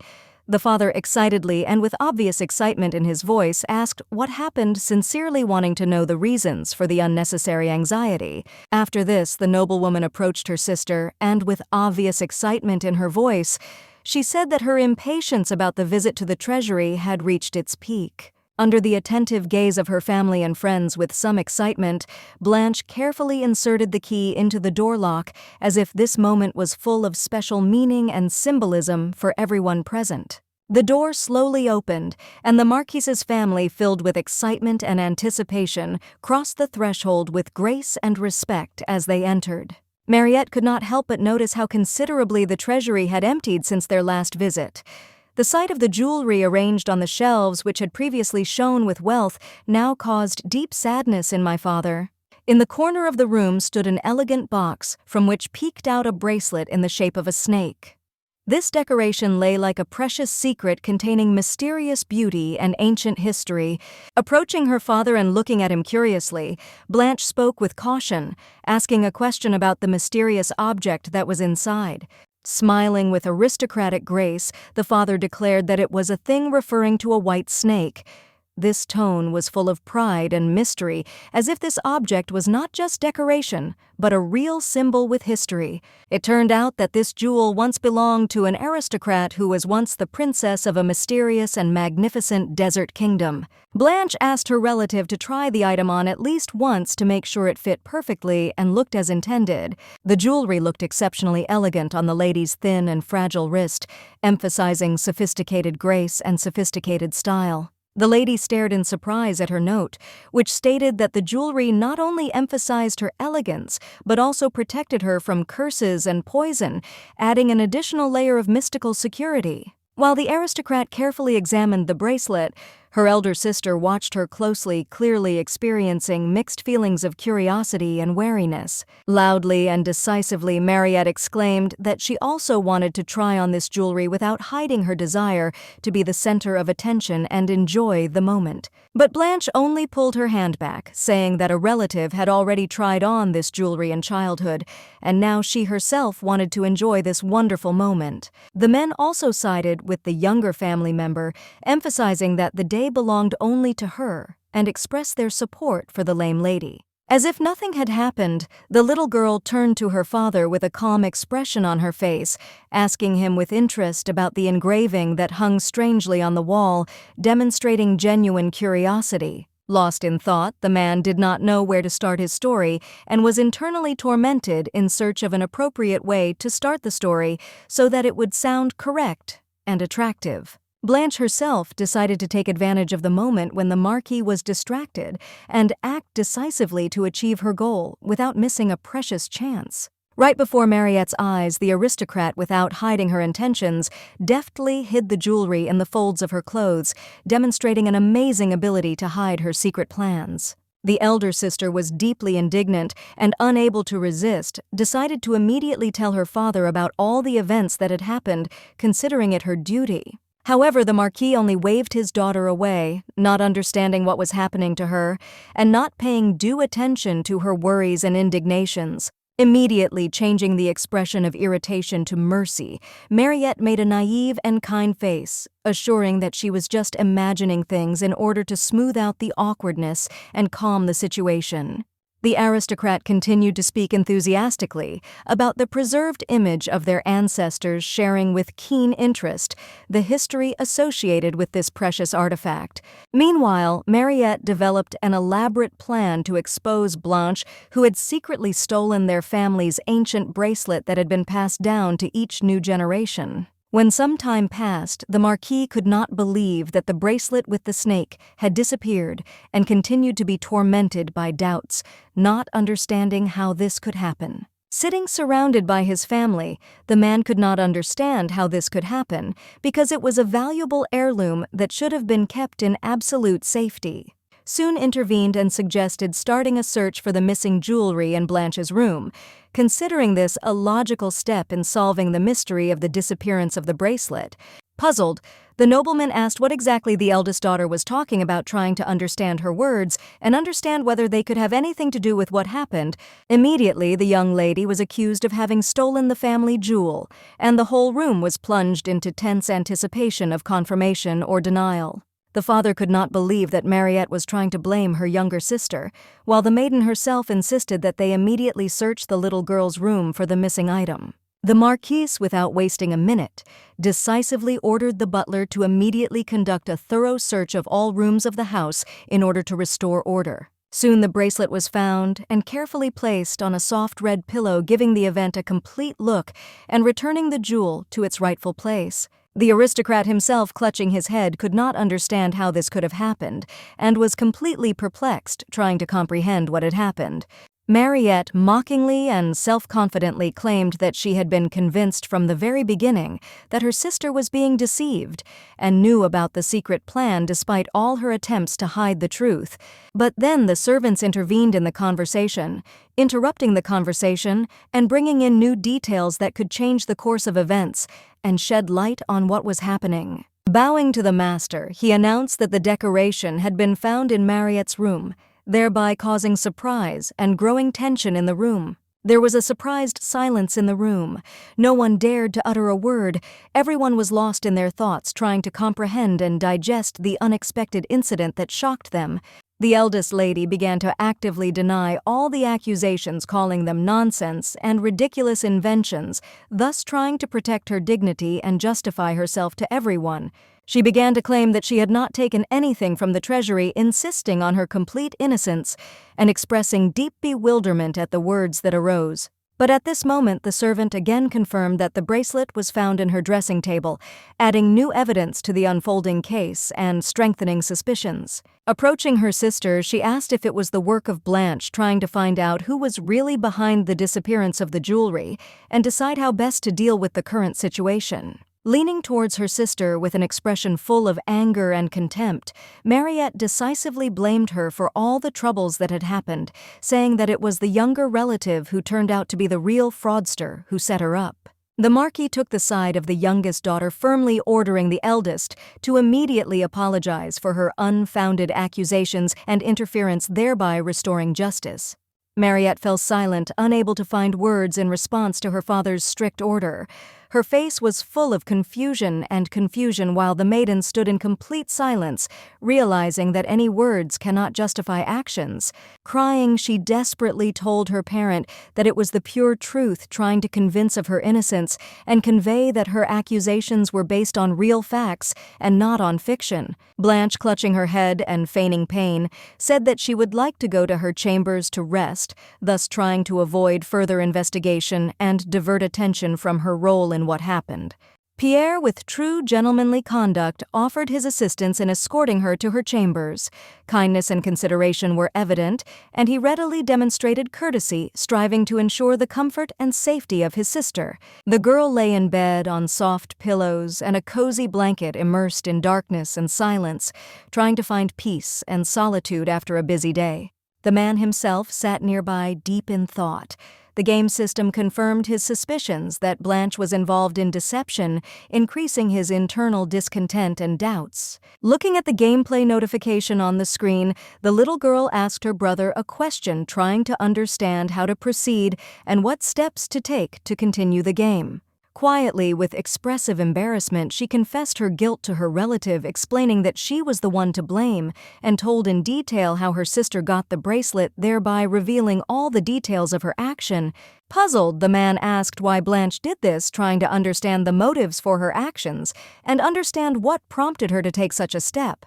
The girl herself explained that before leaving the house, she wanted to cool her sister's ardor, hoping to calm her down for a while and perhaps make her think about her actions. The baby admitted that she was not at all going to walk down the aisle instead of Mariette, as it might seem, but had completely different plans that were not related to such an important step as marriage. The man tried to convince his sister that if Juan remained dissatisfied, it could lead to serious consequences for their entire family, putting them in distress and ruining their reputation. Blanche herself tried to explain that she was not poisoned by accident, but because the Count only needed Mariette, and she was at the center of his plans. Continuing to smile, the lady turned to her brother with a question whether the youngest daughter, in addition to having to get married, also had to become a victim and die for the eldest. The aristocrat fell to his knees, screaming in despair that this should never have happened, deeply afraid of losing his dear sister and not knowing how to cope with this tragic turn of events. The man who survived that terrible day from the past prayed to God every day for Blanche's recovery, sincerely hoping that her suffering would soon end and she could return to normal life. Having risen to her feet, the girl decisively ordered her brother to finally come to his senses and stop allowing grief and fear to take over him, calling on him to show perseverance and courage. Coldly and confidently, the little girl stated that no god saved the little girl and that it was she who helped herself overcoming difficulties and finding ways to cope with the situation. Tears appeared in the guy's eyes when he realized how much effort and suffering had been put into her own salvation and how difficult it was to admit that it was strength and determination that played the key role. Taking her brother's face in her hands, Blanche sternly ordered him to seek forgiveness, not from God but from his own sister, reminding him of the importance of redemption in the family and mutual support.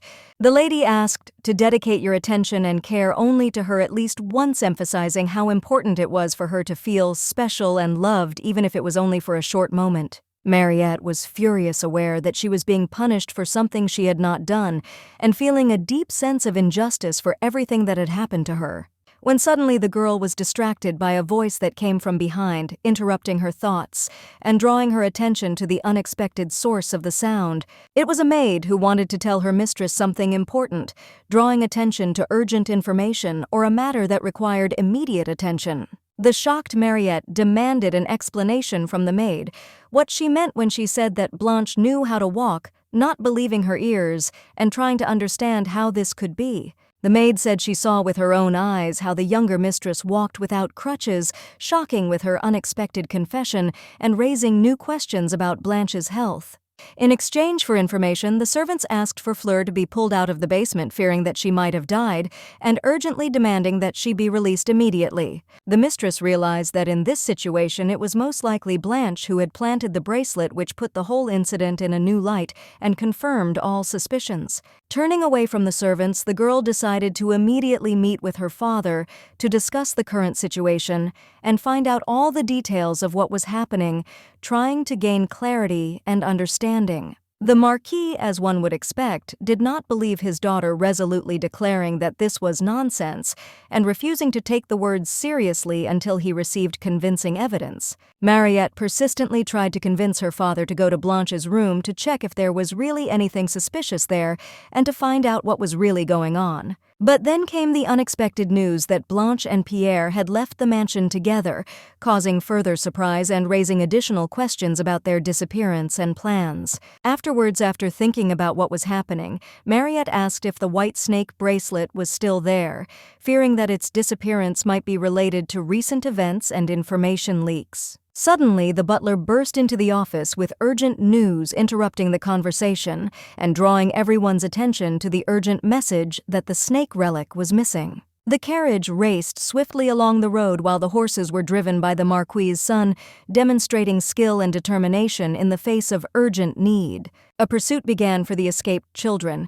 The aristocrat, mounting his horse, set off at full speed in pursuit, relying on his speed and skill to catch up with them. Little by little they approached the transport, which was under Pierre's control, each step bringing them closer to the fugitives. The man, radiating icy calm, sternly ordered his son to stop the carriage immediately, not tolerating any delays and demanding from him complete precision and speed in carrying out this order. Raising the pistol menacingly towards the night sky, the nobleman fired with a decisive gesture, his shot resounding loudly in the silence, breaking the darkness of the night and filling the surrounding space with a tense echo. The horses, succumbing to panic, rebelled abruptly, rising on their hind legs and emitting menacing neighs. Their movements were full of chaos and wild energy, creating the impression of complete disorder. The carriage began to gradually slow down its movement, becoming more and more sluggish and indecisive, as if under the influence of an unknown force. Soon the transport overturned, breaking the calm of the night with a dull crash and plunging everything around into chaos and confusion, breaking the silence and creating an atmosphere of disorder. Pierre fell to the ground and hit a tree with a dull crash, which unexpectedly appeared in his path, leaving painful marks and considerable pain on the male body. The Marquis dismounted from his horse, worried about the health of his son, who at that time was in a dangerous situation. Anxiety showed on his face as the aristocrat hurried to him, wanting to help and comfort him. The worker of the nobleman's house who took care of the young man reported that he was fine. He just temporarily lost consciousness, which caused everyone some concern, but it did not have any serious consequences. Suddenly, the Marquis, overcome with great anxiety, remembered his daughter. In an anxious impulse, he immediately rushed to find out what had happened to her and in what condition the lady was now.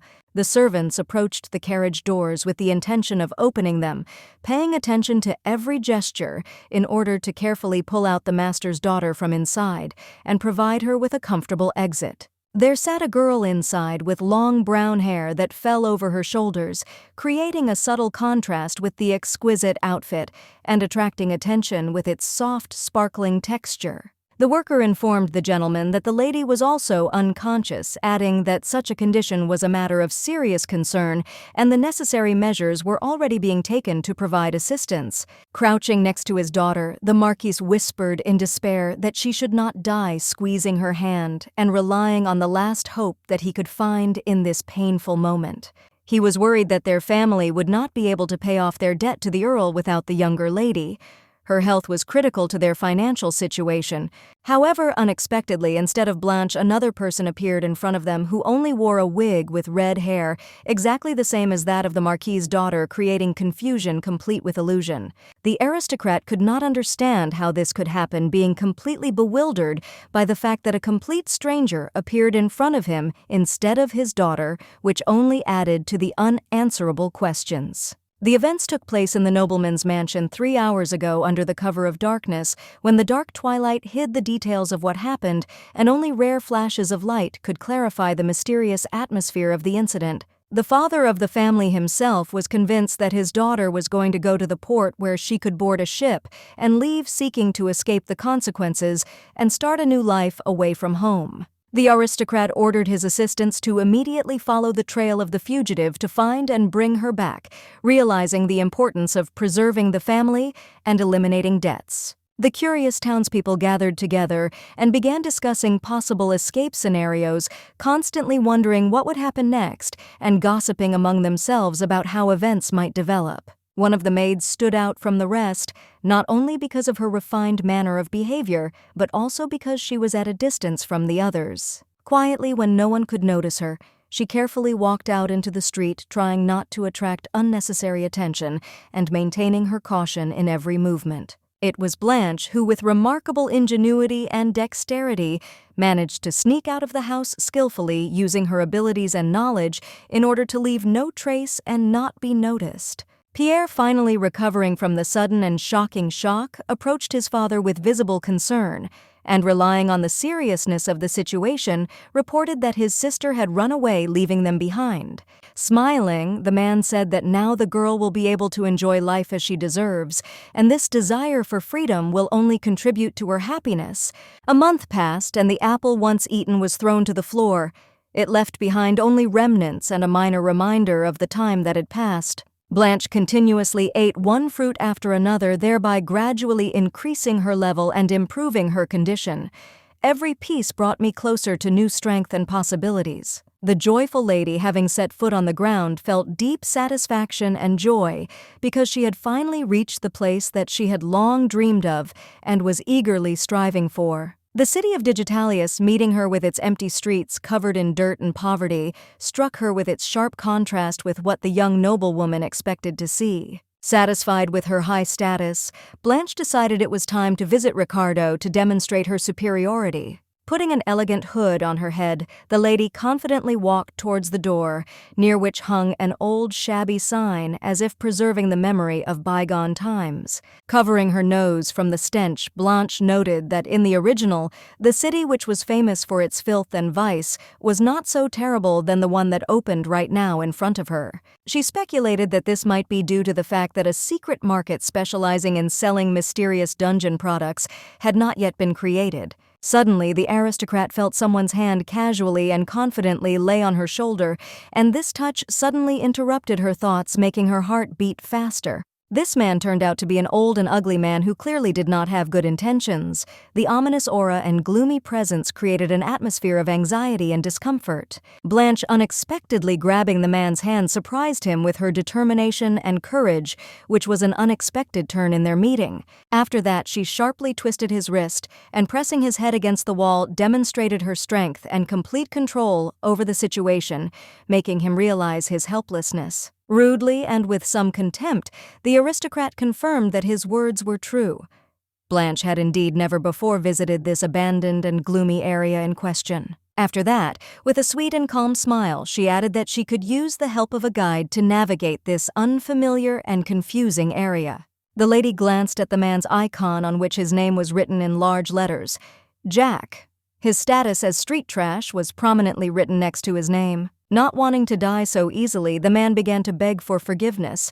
However, Blanche was not going to let her new acquaintance go until he answered all the questions. A sweet girl full of curiosity and anxiety turned to the peasant with a question whether he knew where Ricardo, the son of the famous Giotto family, was now.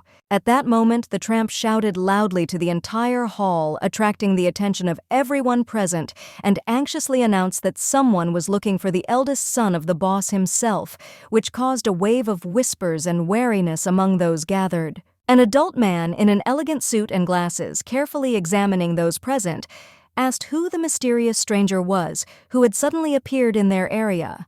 The aristocrat declared with dignity that she would like to become part of their respected family. She expressed her sincere desire to contribute to their lives and become an integral part of their respected circle. The man looked with doubt and wariness at the strange maiden who suddenly appeared and who could be none other than the henchman of the vile count. With a single snap of the bandits' fingers, their weapons were immediately aimed at the little girl who stood in front of them. The tension in the air became almost palpable, and an ominous silence suddenly enveloped the room. Blanche noticed that the Giotto family showed clear hostility towards her.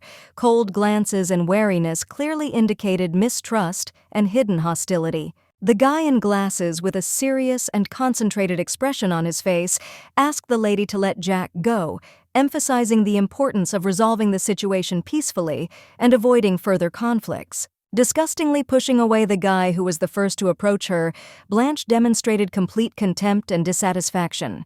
The gesture was full of pride and confidence. The girl raised her hands up and said with sincere regret that if she had known that this person was part of their family, she would have treated him completely differently, showing more respect and understanding. The leader in this room noticed the bravery and courage of the stranger, but despite her courage, he emphasized that they do not accept women into their circle. Deciding to demonstrate the full extent of her strength, the little lady confidently and effortlessly broke the table by hitting it with her fist. After this, Blanche, with a graceful smile on her lips, curiously inquired about the reason why she was not allowed to become part of the Giotto family, which caused her slight bewilderment. Nodding understandingly in agreement, the man, radiating confidence and determination, ordered the strong and decisive lady to follow him, thereby demonstrating his calmness and authority in this situation. The mansion was truly enormous. Its scale and architectural sophistication were astounding, occupying a vast area and creating a sense of grandeur that was impossible to miss. Looking around, the little girl was surprised that the house did not seem as big to her as it would be in 7 years, when its grandeur and scale would increase significantly. The stranger, comfortably seated in his chair, suddenly attracted attention by loudly and emphatically announcing that the lady had expressed a desire to meet his son. There sat an attractive man with dazzling blonde hair and bright blue eyes, dressed in luxurious clothes that exuded sophisticated style and elegance. The girl, noticing the status, quickly realized that sitting in front of her was Ricardo's father, named Ilio Giotto, a man with a high reputation and respect in society. A sad fate awaited this man. 3 years later, when Ricardo turned 18, he himself would deal a fatal blow to his father, using a sword which foreshadowed a tragic event in their future. And already at the age of 22, this attractive young man intended to take the post of boss, which indicated ambitious plans and a desire for high status. And at the age of 30, having become a villain, he intended to carry out his dark plan aimed at destroying half the continent, which promised devastating consequences. If Blanche can get close to Ricardo, she will not have to worry about her safety in the midst of war, since her alliance with him will provide protection and support in difficult times. In this way, the girl will have the opportunity to truly enjoy every moment of life, have fun with all her heart, and have feasts without any worries, immersing herself in the atmosphere of a peaceful existence. And after that, the aristocrat planned to frame the man and go over to Anastasia's side, which would allow her to strengthen her position and achieve new, profitable goals. As a result, Blanche will lead a life of wealth and luxury, enjoying all the privileges and pleasures it has to offer, and immersing herself in a world of comfort and selfless pleasure. Rising from his seat, Giotto carefully and warmly took the beautiful lady by the fragile hand. His gesture was filled with sincere attention and deep respect. Elio could not help but notice that only noble ladies had such refined and fragile palms, whose hands were without a single callus, testifying to a life of comfort and without unnecessary difficulties. Grabbing Giotto by the hand, the girl reminded him that her desire was not to meet him, but Riccardo, thereby emphasizing her desire to meet a more important person. The leader of the bandits was amazed at the strength and confidence emanating from this small lady, surprised at how the small figure hid such significant inner strength and determination. Elio, smiling, said that he could not allow just anyone to meet his child, emphasizing the importance of maintaining certain standards and safety in such meetings. However, Blanche still had the chance to become part of the Giotto family. The man with glasses, noticing what was happening quickly, went to the gentleman to help solve the problem. However, before that, Giotto added that the lady must undergo tests to prove her willingness to become part of the bandit family and earn their trust and respect. Blanche asked if she would indeed have the opportunity to meet with Riccardo, showing genuine concern and a desire to make sure her request was granted. Having received the consent of the interlocutor, the girl stated that she would do everything possible to fulfill her part of the agreement, demonstrating determination and willingness to make every effort to achieve the goal. Night fell, and the estate fell into silence, shrouded in mystical tranquility, where only faint light from the windows and soft shadows reminded of life inside. A young guy with blonde hair carefully watched the arrival of the carriage, his gaze focused and full of anticipation as the luxurious vehicle slowly entered the estate. Blanche emerged from the carriage dressed in a long red dress that emphasized elegance and grace. The lady was accompanied by a man wearing glasses which added seriousness and importance to this moment.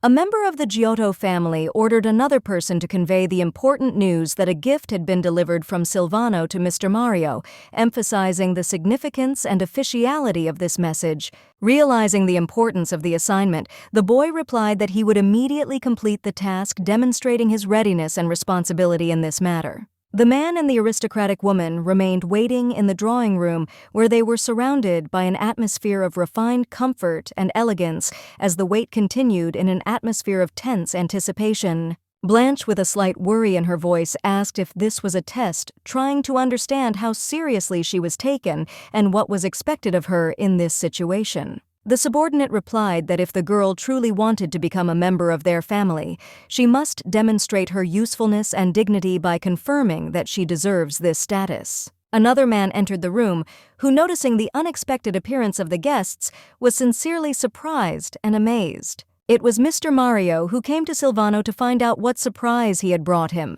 This visit was driven by insatiable curiosity and anticipation, anticipating something special and unexpected. Embracing Blanche, the godfather was clearly pleased with his new gift of a beautiful maiden, his face expressing joy and deep satisfaction at such a valuable acquisition. Deciding to play along with the situation, the lady waved goodbye to Silvano and said with a smile that they would see each other later, adding a lightness and friendliness to their farewell. Mario added that if such gifts continue, the peace and friendship between their families will last for decades, if not hundreds of years, thus emphasizing the importance of maintaining strong and long-term relationships.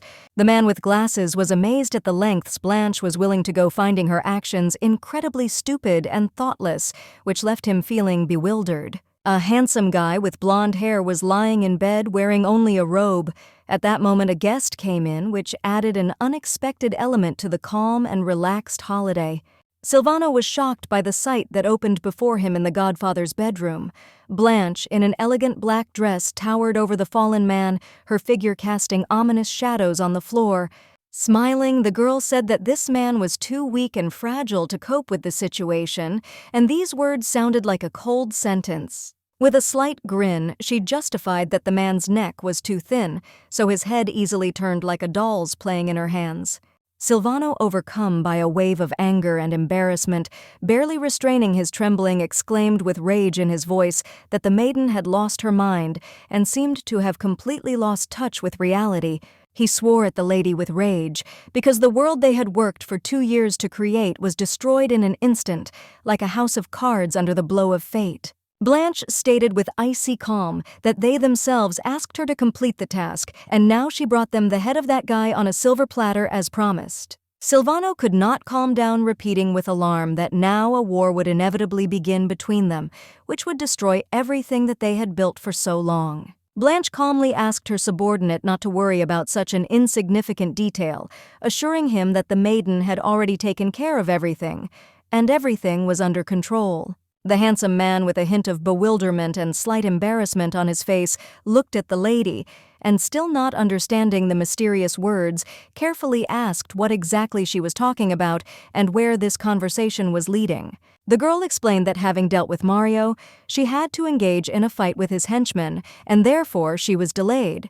She had to change clothes because of the blood that stained her clothes. It turned out that Blanche dealt with 50 people alone, demonstrating incredible courage and skill in a difficult battle. A man with blonde hair stood up and, approaching the baby with a curious look, asked if she had really defeated all the men alone, which indicated incredible courage and strength. Shrugging her shoulders, the little girl quietly replied with invisible determination and calmness that her only desire was to survive at any cost, and therefore the noblewoman stopped at nothing, not allowing anything to block her path. These words caused the guy to laugh nervously, which suddenly turned into tears. He, impressed by the sincerity and severity of what was said, could not contain his emotions. Silvano could not calm down, hastily stating that they should deal with the bodies as quickly as possible and hush up the situation to prevent the possibility of other organizations finding out about what happened and starting a war. The man, with a decisive expression, ordered his subordinate to immediately take care of all the details in order to avoid further consequences and prevent any unwanted complications. Adjusting his glasses, the employee said that he would prepare all the necessary evidence and present the deceased Mario as guilty of the conflict, carefully substantiating his statement and convincing everyone of the correctness of his conclusions.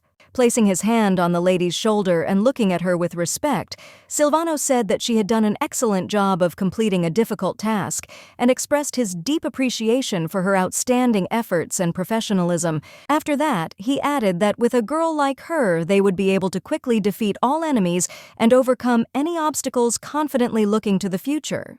To these words, the blonde expressed clear disagreement, saying that the sweet and fragile Blanche should not have taken part in this matter, believing that her presence here was inappropriate and unfair.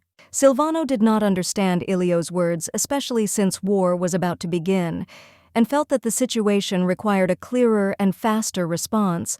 With warmth and a slight smile on his lips, Giotto asked Blanche with genuine interest if she had ever taken someone else's life, demonstrating deep and genuine curiosity. The aristocrat honestly admitted that this was the first time she had encountered such a situation, and the sincere confession was deeply touching.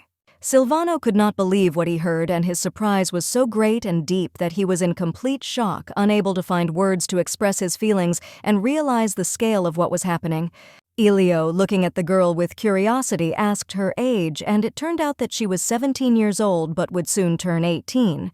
The man quickly came to the conclusion that the lady was only 2 years older than Ricardo, and this discovery was unexpected for him, completely changing the idea of the participant's age and experience. The handsome man gently placed his hand on the girl's head, with this gesture expressing his sincere support and deep admiration, which added special warmth and significance to their moment. Like a caring father, he praised Blanche for her efforts, but at the same time gently warned her not to overexert herself too much and to pay attention to her own comfort. Smiling brazenly, the girl expressed doubt that the boys would be able to cope without her help, hinting at her indispensability in this situation. Elio, gently touching the tip of his finger to the interlocutor's nose with a slight touch of irony and severity, ordered him not to bully him emphasizing his sincere interest in her behavior. He explained that if they were so dependent on a newcomer, their organization would likely not be able to last as long as they did, emphasizing the importance of their team's resilience and self-sufficiency. Silvano agreed with the gentleman, noting that today, for the first time, Blanche got her hands dirty with blood, which meant her extraordinary and disturbing participation in the events taking place. The girl did not understand such concern because normal people would be shocked by the sight of a murder and could not remain indifferent to such a terrible event. When the girl mentioned the meeting with Ricardo, the men fell strangely silent, and a tense silence hung in the air as if the topic raised was extremely sensitive. Elio promised to arrange a meeting as soon as the war ended, leaving hope for a peaceful resolution of the conflict and the restoration of all previous relations. Silvano was interested in the reasons for such a persistent desire to meet with the head's son, trying to understand what was behind this request and what hidden motives might be hidden behind it. The lady admitted that she came to him with the goal of becoming his subordinate, sincerely seeking to offer her services and demonstrate her willingness to work under his leadership. Elio was uncomfortable saying this, but he had to admit that his son was much weaker than the lady, which created additional tension in their interaction. This was no problem for Blanche, because she knew that Ricardo planned to change himself and his circumstances in 3 years, and this impending change gave her confidence. Silvano invited the girl to become not just an assistant, but the wife of the head's son, seeing this as an opportunity for her and introducing a new element into their relationship and plans. Moreover, the man added that the boss also had a younger son who was 11 years old, and if Blanche preferred younger ones, then this could be an additional option for her. And if the conversation went in this direction, then Silvano expressed a desire to introduce Blanche to other people of the boss, suggesting that this could be an opportunity for a new acquaintance. Far from the adults in a secluded corner stood a young boy, his invisible presence creating the impression that he was on the sidelines watching what was happening with motionless attentiveness. The boss's youngest son had blonde hair and bright red eyes, and despite his youth, his expressive gaze was fixed on the stranger, adding a touch of mystery and intrigue to the situation. Leaning over, Blanche met Giulio, the boss's youngest son, and their meeting was filled with tense anticipation, as if this moment could radically change their future interactions. The lady, taking advantage of the moment, asked the boy if he knew where his elder brother was, but her question was immediately interrupted, and the conversation took an unexpected direction. Next to Silvano were the guys who were going to help guard the Giotto family's house. Their presence gave confidence and security. There was a friendly-looking, freckled young man named Tommy, and his warm demeanor immediately attracted attention and created an atmosphere of comfort. Next was a boy with dark hair and deep eyes whose name was Felice. The serious look contrasted with the friendly mood of those around him. After him came Sefero, a nice guy who, despite his good looks, was known as a mafioso, adding a complex layer to his personal reputation. Suddenly from the window came the loud and insistent voice of the boss, who called Silvano, saying that it was time to leave this place and hit the road, since it was time to complete all matters and move on. Before leaving, the man told Blanche with a confident tone that they would definitely cross paths again if he managed to survive and overcome all the difficulties and obstacles that would come his way. An elegant carriage decorated with elegant patterns slowly rolled along the picturesque streets of the city, immersing passers-by in the atmosphere of bygone times, when luxury and grace were integral companions of city life. Looking out the window, the noblewoman realized with growing alarm that Ricardo was nowhere to be seen, and this discovery forced her to reconsider all her previous plans. Appetizing dishes lay on the table, aromatic chicken with a golden crust and juicy meat, awakening not only the appetite, but also the feeling of anticipation of the festive feast. Blanche, herself surrounded by young people, was slightly upset that only meat dishes were on the table, leaving out vegetables and salads, which made the lunch less varied and balanced. Turning to Giulio with a slight hint of concern, the lady asked if their elder brother had really once lived with them, trying to dispel vague doubts. However, before the boy could answer, the silence was suddenly broken by a loud crash of glass breaking, causing everyone present to flinch in surprise. The boy, without losing his composure, quickly ordered everyone to immediately lie down on the floor, as suddenly a firefight began, and the danger became real and close. Blanche, showing care and compassion, supported the trembling baby, who was all in fear and confusion, trying to calm him down a little in this chaotic moment. Outside through the window, a loud alarming cry from people could be heard, which repeated the mention of a mafia boss known for his immense cunning and cruelty, causing fear and trepidation among everyone around him. The man nearby, carefully assessing the situation, quickly counted the number of attackers and came to the conclusion that there were only 14 of them, which made it possible to better plan further actions. The boys came to the conclusion that the attackers learned about the murder of Mario and the conflict that affected them, which was the reason for such an unexpected attack. When the girl raised her hand declaring that she too could fight, her words were interrupted by streams of curses from her enemies, who showered Giotto with the latest offensive epithets.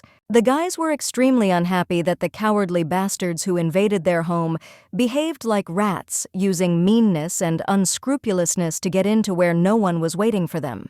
Quietly and with deep regret, Blanche admitted her guilt in this attack, realizing that her actions led to such unpleasant consequences that she is now trying to correct. It turned out that the girl accidentally stepped on the roof of someone else's building when she tried to climb higher to find a secluded place to hide from her pursuers. Then, standing on the roof, the lady felt the tiles under her feet begin to crumble along with the wooden boards, creating a feeling of instability and threat. The men could not believe the words of their companion, believing that it was just a joke or a prank.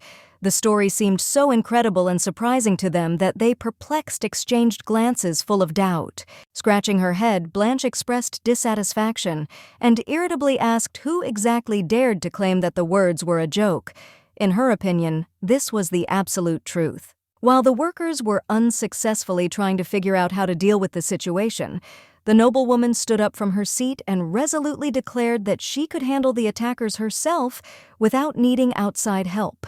The men tried to convince the little lady that the words about her own abilities were an excessive exaggeration, asking her not to say anything stupid and not to inflate her abilities to implausible proportions. Suddenly, a loud crash was heard, which made the ladies and companions become alert and look around warily in search of the source of the sound. At this moment, all members of the Ilio family simultaneously turned in the direction where the sound came from, alertly straining their senses and preparing for a possible threat. Suddenly, footsteps were heard and black spiders crawled out of the thick darkness, slowly sliding along the fallen boards, each step accompanied by ominous and piercing creaks. Enemies burst into the room, seeking with brutal determination to seize everything around and take revenge, leaving no room for doubt about their intentions. Holding a crossbow in his hand, a handsome man with blonde hair and an impudent smile turned to Blanche, calling her a beauty with such dazzling charm. With a man named Guillermo, who was 19 years old, were two of his friends, and all three appeared in the room ready to act and support each other in the coming conflict. The bandit, closely examining Blanche, inquired what she ate to become such a beauty, clearly surprised by her attractiveness and wanting to know the secret of her charming appearance. The lady was amazed to learn that the other mafia boss had an impressive 320 morality points, which was an unexpected and surprising contrast to his reputation. The girl, with undisguised disbelief, asked if the strangers had come with the intention of seizing new territories, since their appearance raised doubts in her about their true motives. The guy laughed, boasting that despite his young age, he had already become the head of the Campano criminal organization. Courage and ambition were clearly visible in his behavior. Pointing an accusing finger at the guys, the lady did not hesitate to call them real scoundrels, and the words, full of disdain and condemnation, sounded especially harsh and contemptuous. To put it harshly, Blanche stated that they were all far from clean and had an unpleasant odor, clearly demonstrating their contempt and dissatisfaction. Guillermo became confused when the girl came closer and started talking about the stench and dirt. Her words clearly confused him and made him feel awkward. Grabbing the man by the jacket, the noblewoman suggested that they go out and talk outside so as not to dirty the house. The proposal sounded both confident and demanding. Confused, the guy asked the stranger to let him go. His voice trembled with excitement and awkwardness as he felt uncomfortable in the current situation. Having tried to threaten the lady, Guillermo said that he could very well end her life. The rude words sounded ominous and clearly hinted at the seriousness of his intentions. The system notified that due to the high level of morality, the guy would not attack the lady. As a result, he agreed to go out on his own two legs without offering resistance. When the lady finally let go of the collar of her Guillermo jacket, the guy turned away, covering his face red with embarrassment, with his hand trying to hide his awkward state. Turning to the guys, the leader asked if they had checked the house, to which they replied that the estate was empty and did not pose any threat. The man, with obvious irritation on his face, shouted what a terrible and soulless person Ilio was, that he left only a woman and a child in the house, abandoning them to their fate. Suddenly, as if materializing out of thin air, Blanche appeared, reminding with cold calm that the interlocutor himself had made the decision to leave the house, leaving on his own feet. Clumsily and with noticeable excitement, Guillermo said that he had decided to stay a little longer, especially in order to fully ensure the safety of his companion. Suddenly, something so stunning happened that it made the mafia boss scared out of his wits. In a panic, he immediately ordered all his subordinates to immediately leave the scene and go to a safe place. The guy, without hesitation, rushed forward to protect Blanche with his body from the flying sharp shards of glass which burst with a loud crack. Guillermo was amazed at how such a large crowd of people had gathered at the scene in just a few minutes, marveling at the speed with which the situation attracted so many spectators. People outside spoke out in outrage, declaring that they were ready to start a real war for the Giotto family if their demands were not met. Irritated, Guillermo noticed how the people from the street were looking at them intently and greedily, with their eyes full of a hungry and angry gleam, like predatory wolves ready to pounce at any second and cause trouble. At that moment, the boy, with trepidation and excitement, turned to his older sister, urgently begging her to stop destroying other people's homes and causing suffering to innocent people. Turning to Blanche, the man was amazed and surprised that all these worries and troubles that had just happened were directly related to this mysterious and bewitching woman. The noblewoman reminded Guillermo that he had planned to leave this place, and this reminder made him deeply aware that the moment for his departure had arrived, no matter how hard he tried to delay this moment. After this, the guy suggested to the lady that since the situation had deteriorated so much, she had better leave the house as quickly as possible and go to a safe place before it was too late. The mafia boss, turning around, noted with deep disappointment that in our time there were no true gentlemen left who would be able to be embarrassed by harming a lady, and this sight saddened him to the core. Turning to face the interlocutor, Blanche firmly and decisively stated that only she herself has the right to decide what to do and when to do it, not wanting to allow anyone to interfere with her personal decisions. Everyone present froze in anticipation when an elegant lady in an evening dress emerged from the mansion. The steps were small and refined, giving each movement a special grace and sophistication. In a loud voice, the little girl stated that she was sent by the Giotto family to make the girl guilty of everything that happened. The words turned out to be true, revealing the hidden intentions and reasons for Blanche's presence. Local townspeople did not believe that the fragile baby could be the culprit and began to be indignant, accusing Ilio of deciding to hide behind a woman in order to avoid responsibility. In a loud voice and in front of everyone present, the girl declared that she challenged the throne of this city since this was the only chance for escape and freedom. Together with her boyfriend, the lady rode forward majestically on her horse. Her determination was obvious. The baby challenged the king of this city, and despite his arrogance, he could not afford to reject the bold and daring challenge. Pressing his companion's ear, Guillermo, with a serious and insistent tone, invited her to take the last chance and leave this dangerous place while there was still an opportunity to slip away unnoticed. The guy was convinced that despite the incredible strength and resilience of the baby, her efforts would not matter at all since she would still not be able to defeat the king. A large and fat man sat on a throne set in the middle of the street. His majestic appearance was surrounded by guards who tirelessly guarded him, ensuring the complete safety and protection of the owner. An adult man, eating his food with obvious pleasure, suddenly let out a loud and intense cry, full of anger and indignation, asking who dared to challenge him. Seeing the fragile Blanche, the fat man was amazed and surprised that this gentle young lady dared to disturb the peace and challenge him to fight, causing him deep bewilderment. With a mockery, the rude man said that perhaps the fragile maiden was mistaken, and instead of becoming a rival in the ring, she should have become his partner in bed. The girl could not help but notice that the man had outstanding endurance and impressive strength, which became more and more obvious as the actions progressed.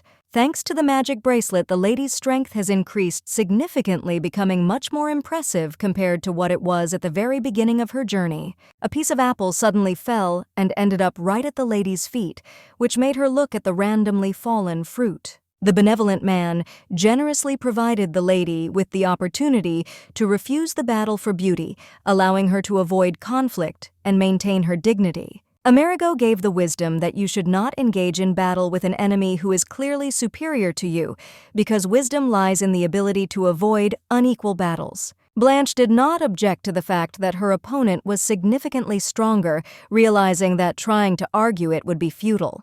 However, the little girl was intrigued by where exactly Amerigo got these apples, which aroused her keen interest and many questions.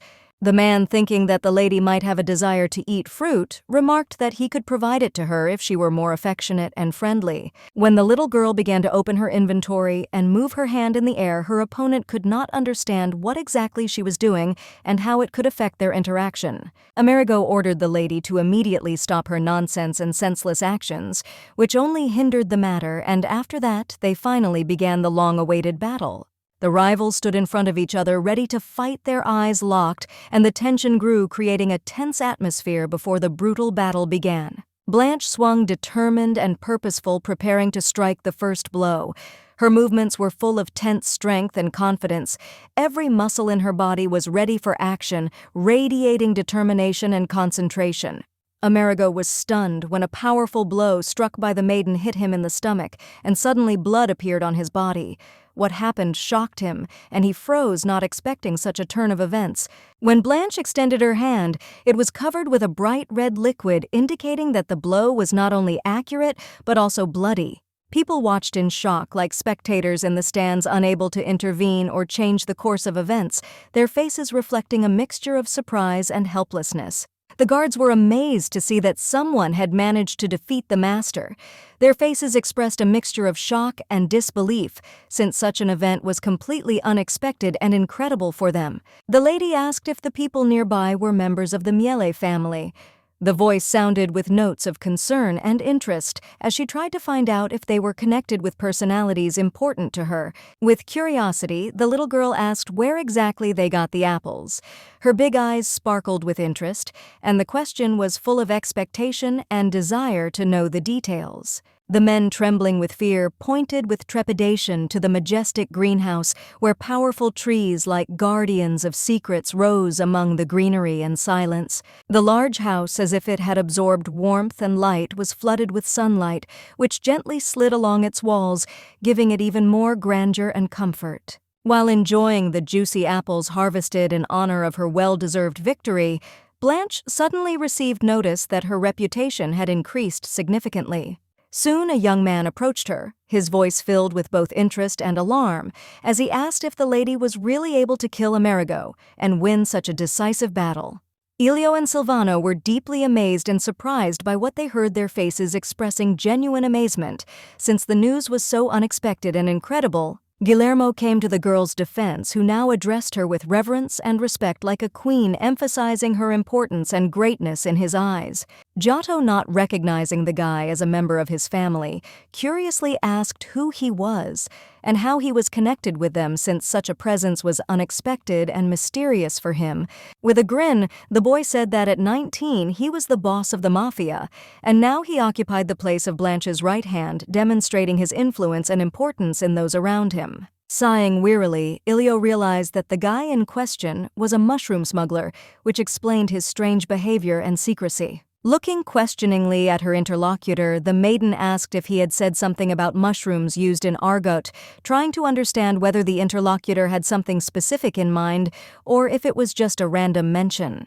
The man hastened to explain that the boy spoke directly and frankly, and that it was specifically about smuggling in order to dispel any doubts and misunderstandings. For the aristocrat, this came as a complete surprise since Guillermo was known for his high morality and impeccable behavior, which made his act especially surprising and incomprehensible. The guy could not restrain himself and, with contempt in his voice, ordered the rich people not to look down on him, expressing his deep contempt for their arrogant behavior and social arrogance. Guillermo cursed, expressing his outrage and indignation, as he said that evil men had monopolized their entire city, taking over its resources and power. As soon as the conversation in the company became particularly tense, it was interrupted by a voice that, addressing Blanche with respect, called Her Majesty, thereby reminding everyone of her high status and merit. These were bandits who, having lost their king, now sought to make the lady their queen, thus hoping to restore their influence and power under new leadership. Silvano quietly informed his boss that now all the property has passed to the beauty, thereby emphasizing that the baby has become the new owner of significant assets. Ilio understood that this meant that these people were going to do everything possible to ensure that Blanche became part of their family, thereby seeking to strengthen their position. Soon the guys simultaneously turned to the aristocrat, who was quietly eating an apple, and asked what she was going to do now, waiting for her decision and reaction to the current situation. In response, Blanche said that she had no intention of becoming part of Mile, since her true goal was to become Ricardo's subordinate, thereby seeking to realize her own ambitions. However, this did not mean that the girl was not going to take the property she had won, which she needed for one important matter related to her future plans. Sitting on a throne in front of an excited crowd, the lady held a crown in her hands, symbolizing her new power and greatness, and her gaze radiated confidence and determination. The little one already knew that the residents were unhappy with what had happened some time ago and realized how much this discontent could affect the city. After much deliberation and careful consideration of all the circumstances, Blanche finally decided that she was punishing the Giotto family in an effort to restore justice and satisfy grievances. With a sinister grin on her face, the lady, full of malicious pleasure, announced that they intended to set fire to Ilio's house in exactly 2 days, fomenting fear and destruction in anticipation of their evil plan. Silvano was extremely dissatisfied with this turn of events, declaring that the aristocrat had completely lost her mind, displaying unimaginable madness and violating all boundaries of reason. Blanche continued, saying with cold stubbornness that right now she intended to reveal the hidden treasure of the Miele family, showing determination and confidence. Grinning wickedly, the girl added that she wanted to see how everything plunged into chaos and destruction. The noblewoman declared that people could take whatever they wanted from the cache of wealth steal and take from each other, enjoying the mayhem. The fire burned relentlessly, engulfing the house with unrelenting fury and burning it down, leaving only ashes and charred remains as grim evidence of its destructive wrath. Silvano watched the destruction from the window, barely holding back tears, his soul filled with deep grief and hopelessness as the fire inexorably consumed everything that was dear and meaningful to him. Smiling with a malicious note, Guillermo said that fools focused all their attention on the treasure, not noticing that the real dangers and opportunities lay beyond their narrow vision. Unable to contain his emotions, the guy began to enthusiastically praise the girl, who was not only amazingly strong, but also unusually beautiful, possessing incredible qualities. After her shower, Blanche listened intently to the words of Silvano, who expressed his dissatisfaction with the fire in the mansion, clearly disappointed that his expectations were not met. The lady hastened to explain that such measures were absolutely necessary in order to calm the heated crowd, satisfying the demands and preventing further unrest and disturbance. This explanation failed to reassure the bespectacled subordinate, who was convinced that Blanche was the culprit of all the problems. Dissatisfaction and irritation continued to grow, despite the lady's attempts to justify her actions. The lady's answer was dry and unperturbed. There was just hot water in the Screws family's house, and this was quite enough to calm everyone down, despite the obvious dissatisfaction. This did not satisfy only Silvano, while Guillermo, by order of Blanche, was sent to go and take a shower to freshen up and put himself in order. After listening to the lady, the guy immediately headed to the door, deciding to immediately follow the instructions and leave the room in order to follow her order and not cause further complaints. Ilio, remaining close to the lady, carefully asked for the opportunity to talk, seeking to discuss important issues in a private setting where everything could be discussed in more detail and without interruption. The room was richly decorated with luxurious decorative elements and exquisite furniture, creating an atmosphere of refined nobility and elegance that amazed with its grace and comfort. Finally, the lady learned that Ricardo had been held captive by the evil count all this time, which was unexpected and alarming news for her, causing her heart to beat faster with excitement and anxiety. It turned out that 10 years ago, Juan took a large loan from a mafia boss to start a business and did not repay it, which now greatly complicated the situation and raised many problems. 2 months ago, Ricardo set out to repay the principal and interest but was never able to complete the task, failing to repay the money and ending up being captured by the aristocrat. And although Ilio promised a generous reward for saving his son, no one was able to fulfill this promise and return the boy, leaving the problem unresolved and aggravating an already difficult situation. The man did not even know whether the child was alive, and this uncertainty only increased anxiety and worry, creating a gloomy atmosphere of uncertainty. The girl tried to cheer up the boss, assuring him that Ricardo was not someone who could be easily defeated and that his strength and determination made him an insurmountable opponent in any circumstances. Giotto invited the lady to take responsibility for saving the guy herself, thereby automatically becoming a subordinate and taking on all the obligations associated with this. The little girl honestly admitted that she was not particularly eager to carry out this proposal. The words reflected her doubts and lack of enthusiasm for the proposed role. Perplexed, the head of the mafia asked why she refused the offer, trying to understand the reasons for doubts and reluctance to carry out the given assignment and to understand what could have caused such a decision.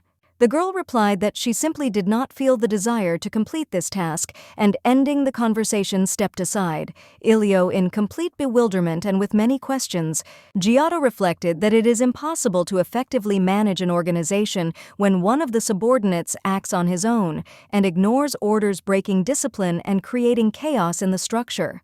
Coldly and decisively, the man stated that in this case the maiden would no longer be considered a member of the Giotto family, emphasizing that her actions had led to a loss of status and trust. These words stopped the lady, and she immediately turned towards the mafia, ready to take the necessary measures and rethink her position in the light of new circumstances. Ilio then added that Blanche already knew a way to get back, implying that she had a plan to restore her position and fix the problems that had arisen. The man did not care whether the maiden greeted Ricardo or not. It was too dangerous to leave such a strange and unpredictable girl in the organization, since instability could seriously threaten internal order and security. Blanche lost her lightheartedness, becoming stern and immersed in serious reflections, which replaced her former lightness and distinctiveness. It was a new day, and the white manor shone in the morning light as a symbol of freshness and the beginning of something beautiful, filling the surrounding atmosphere with a feeling of new hope and harmony. Silvano could not understand that the lady who had always seemed the epitome of nobility had decided to leave the family, calling Ilio an idiot and breaking all previous ties that seemed unshakable. Guillermo beamed with joy as he stood opposite the queen, telling her of his desire to join their family, his big eyes shining with excitement and happiness. Blanche noticed with surprise that she did not immediately recognize the guy who passed by her. He had changed so much that he now looked much more attractive and confident than before. In addition, the lady was stopped by a loud voice that kept calling her as a sister and asked her to wait so that she could first deal with the current situation and resolve all the issues that had arisen. It turned out that it was Giulio, standing not far from Blanche and attracting everyone's attention with his eccentric behavior, which could not go unnoticed. The boy tremblingly held out the gift, an exquisite necklace on which was gracefully made a miniature figurine of an elephant symbolizing good luck and prosperity. Giulio explained that if the little girl showed this amulet to her brother, he would be sure that the lady belonged to the noble Giotto family, known for its history and influence. Silvano happily handed over his gift, which was carefully wrapped and exuded special warmth and attention, put into every detail demonstrating a sincere desire to make this moment special and memorable. It was a portrait on a sticker, which could be very useful if a lady was faced with the need to hide her identity, since it had the unique ability to easily adapt to different images. Blanche wore an exquisite cape, which gave her image not only special charm and elegance, but also warmed her from the cold, creating coziness and warmth. Guillermo asked his queen to always stay warm and comfortable, emphasizing that comfort and safety are of paramount importance to him, and the guy is ready to do everything to make her feel protected and loved. In response, the little girl said that if fate turns out to be favorable to them, they will still be able to meet and spend time together, despite all the obstacles and difficulties that may stand in their way. All the guys warned Blanche, strongly advising her to be especially careful and attentive, taking into account the many possible risks and hidden dangers that could lurk at every step. The aristocrat was well aware that after being expelled from the family, she could become an enemy for Ricardo, which was absolutely unacceptable, and was determined to avoid this at all costs. Under the cover of night, the mansion was shrouded in thick darkness, its majestic walls hidden in shadow, creating an atmosphere of mystery and intrigue that attracted attention and aroused curiosity. The maids walking along the corridors expressed regret for Madame Mariette. Her difficult situation and suffering aroused their sincere sympathy and concern. However, the grief did not last long, as soon after the wedding the maids received new assignments which brought them new opportunities and prospects. The freckled maid turned to her partner and rudely reminded her that she should also show gratitude for the work done, emphasizing the importance of acknowledging efforts and showing respect. Their friend's name was Irene, but in fact she was Blanche, carefully hiding her true face under an ugly mask so as not to arouse suspicion among others. The maids immediately realized that the strict Mrs. Mariette would be very angry when she saw such an ugly woman, and that this would cause her a storm of emotions and discontent. Smiling, Irene offered to take the food to the guards in the basement so they wouldn't have to worry about food and could focus on their work. One of the maids asked in bewilderment why they needed to go to the basement where almost no one looks, and this caused some confusion and additional questions among everyone. They accepted her friend's words that she wanted to bring medicine to the prisoner, when in fact the girl should have taken better care of herself. Irene listened silently as she was ordered to follow only clear instructions, without unnecessary questions or explanations, accepting it as inevitable and strict requirements. Last night, Blanche easily made her way into the dungeon, adding sleeping pills to the guards' food, in order to ensure freedom of action and carry out her plan without interference. The lady walked past the sleeping man without causing him any harm and trying not to disturb the silence around. Grabbing the bars of the bars, the aristocrat called Ricardo by name. The voice sounded in the dark silence, as if calling to him from the depths of the night, but he never responded. It was only when Blanche gently touched his black hair that her attention was drawn, and he finally turned his gaze to the guest, realizing the presence of the baby in this gloomy place. However, instead of understanding other people's intentions, the boy fearfully moved away from the lady, shouting for her to immediately move away and not hurt him. While the servant was scolding her partner, she was deep in thought about the failure of her plan due to the guy's loud cry, which attracted unwanted attention and ruined everything. Throwing the clothes onto Blanche with obvious contempt, the lady abruptly declared that if she did not manage to wash Mariette's dress on time, she would be left without food, forcing her to make a tough choice. Another maid was worried about whether their partner was okay, and she tried with persistent concern to find out if everything was okay and if the poor thing needed help. They were good girls who were genuinely concerned about the new servants in the estate and kindly shared their bread with her, showing care and support. Brushing aside their worried questions and trying to remain calm, Irene confidently stated that everything was fine, despite her internal doubts, thereby reassuring those around her. Phoebe and Agate were deeply moved by their friend's morality, her nobility, which made them see in her an example of true humanity. But Blanche did not eat stale bread because she had large supplies of stew and fresh apples in stock, which she preferred to use instead. Smiling sweetly, the girl asked not to linger and to continue her work without her, since she needed to go about her important business, leaving everyone to calmly go about their tasks.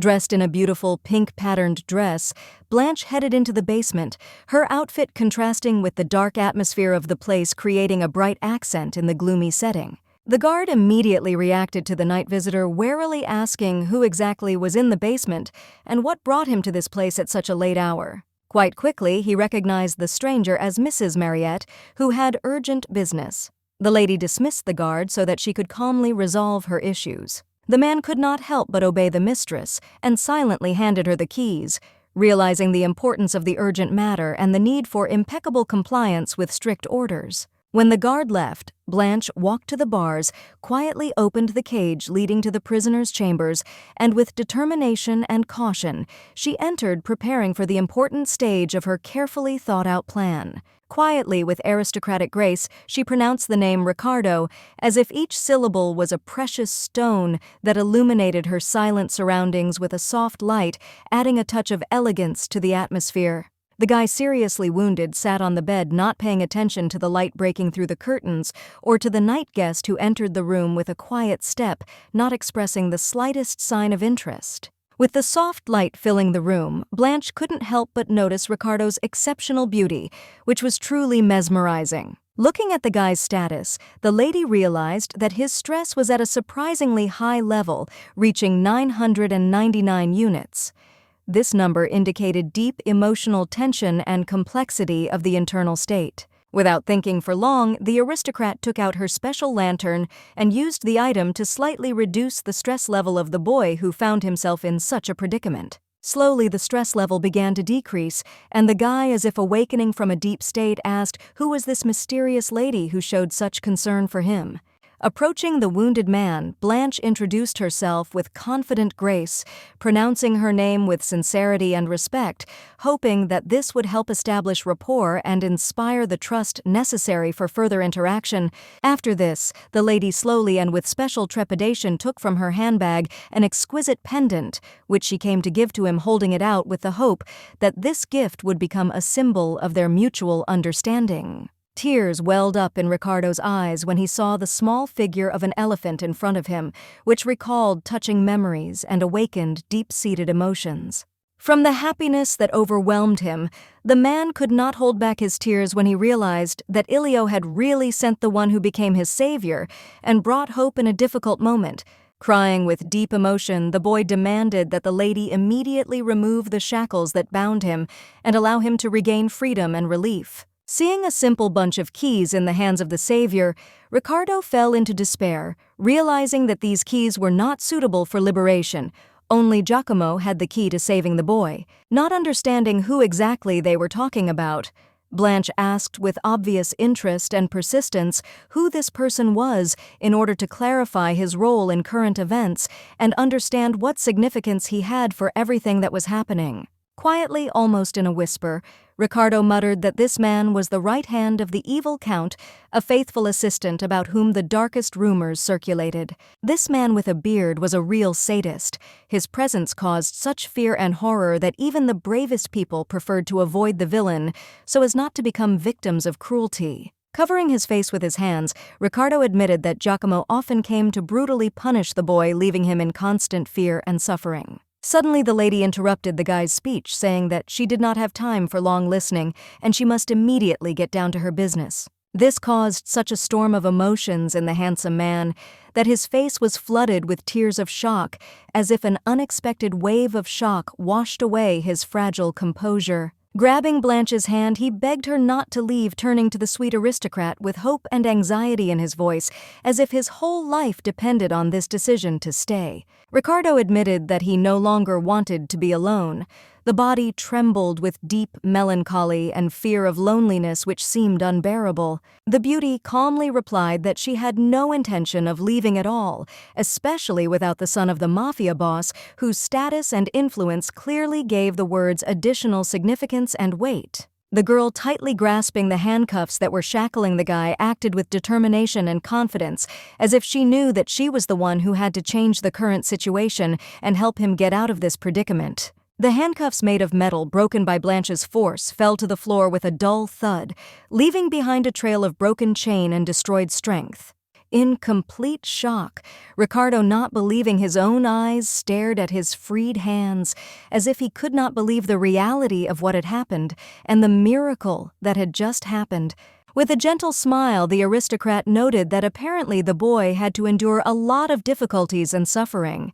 The words were full of sympathy and understanding for the young tester of fate. Suddenly, the system reported that Ricardo's stress level began to rise again, signaling the growing tension and anxiety that was once again engulfing the mafioso. The virgin, frozen in place, realized that because of her innocent joke, she had hurt her interlocutor, and her face lit up with remorse, realizing the seriousness of the situation. Concerned and with a slight tremor in her voice, Blanche cautiously asked if Ricardo would be able to get to his feet, given that he was weakened and clearly having difficulty moving. The boy tried to get up, but soon fell to the floor again, and the lady, sighing with slight regret, told him to take his time and gather his strength to try again. This frightened the guy even more, who, fearing the arrival of Giacomo, realized that all the past time he had been being bullied by the assistant of the evil count. Blanche sincerely felt sorry for the poor boy who was afraid of everything and whose level of anxiety was extremely high, as if a reflection of her own fears a long time ago when she herself was in the same position. Placing her hand on the shoulder of a new acquaintance, the maiden tried to calm the young man, showing sincere kindness and support to help him cope with excitement and anxiety. She promised that she would not allow Giacomo to harm Ricardo, assuring him that she would protect him from any dangerous interference and evil intentions. Their hands touched, and Blanche, looking into his eyes, swore with her name allegiance and devotion to the guy, promising to support and protect him from any threats. As if out of nowhere, a plate of food appeared in front of them, as if materializing straight out of thin air, bringing with it the feeling of an unexpected and pleasant surprise. Blanche affectionately asked the hungry Ricardo if he liked the pork leg soup, showing concern and a desire to treat him to something tasty and filling. Outside, there was a blanket of snow that quietly and peacefully covered the ground, creating a winter wonderland of snow-white expanses and sparkling ice crystals. The maids whispered among themselves, expressing dissatisfaction with the new girl who looked strange and did not fit into the usual circle of their familiar and usual affairs. Irene thought that getting rid of Giacomo would reduce Ricardo's stress levels significantly, believing that eliminating the source of his anxiety would help him calm down and recover. Suddenly, an unpleasant voice interrupted her thoughts, sharply distracting the girl from the stream of thoughts and returning her to reality with unexpected and overwhelming force. The Marquis came out into the street holding a gun in his hands and quickly walked towards the servants. Confident steps and a determined look clearly showed that he was serious. The maid with blonde hair began to make excuses, explaining that she was simply raising a new girl, trying to convince the Marquis that her actions were only part of the job and had no malicious intent. The man immediately drew attention to Blanche, who at that moment turned away, trying to hide her awkwardness and avoid looking directly at him. The nobleman could not help but notice the striking resemblance between the maid and his runaway daughter, which attracted attention and triggered a wave of memories and emotions. However, Juan soon appeared, turning to his father-in-law with obvious concern, asking if there had been any problems with the servants. His voice betrayed anxiety and a desire to understand the situation. The Marquis immediately lost hope and admitted that he had simply remembered his late daughter, which had brought back painful memories and broken his resolve. The Count understood that, seeing a servant similar in age to the deceased, the aristocrat experienced deep sadness and melancholy caused by the sad memory of the loss. Without hesitation, Juan announced that all 3 maids had been fired, thus deciding to sort out the problem and stop further misunderstandings. Turning to Giacomo, the Count ordered that the poor girl who had been wronged be taken care of in order to alleviate his father-in-law's sadness and avoid further unpleasant emotions.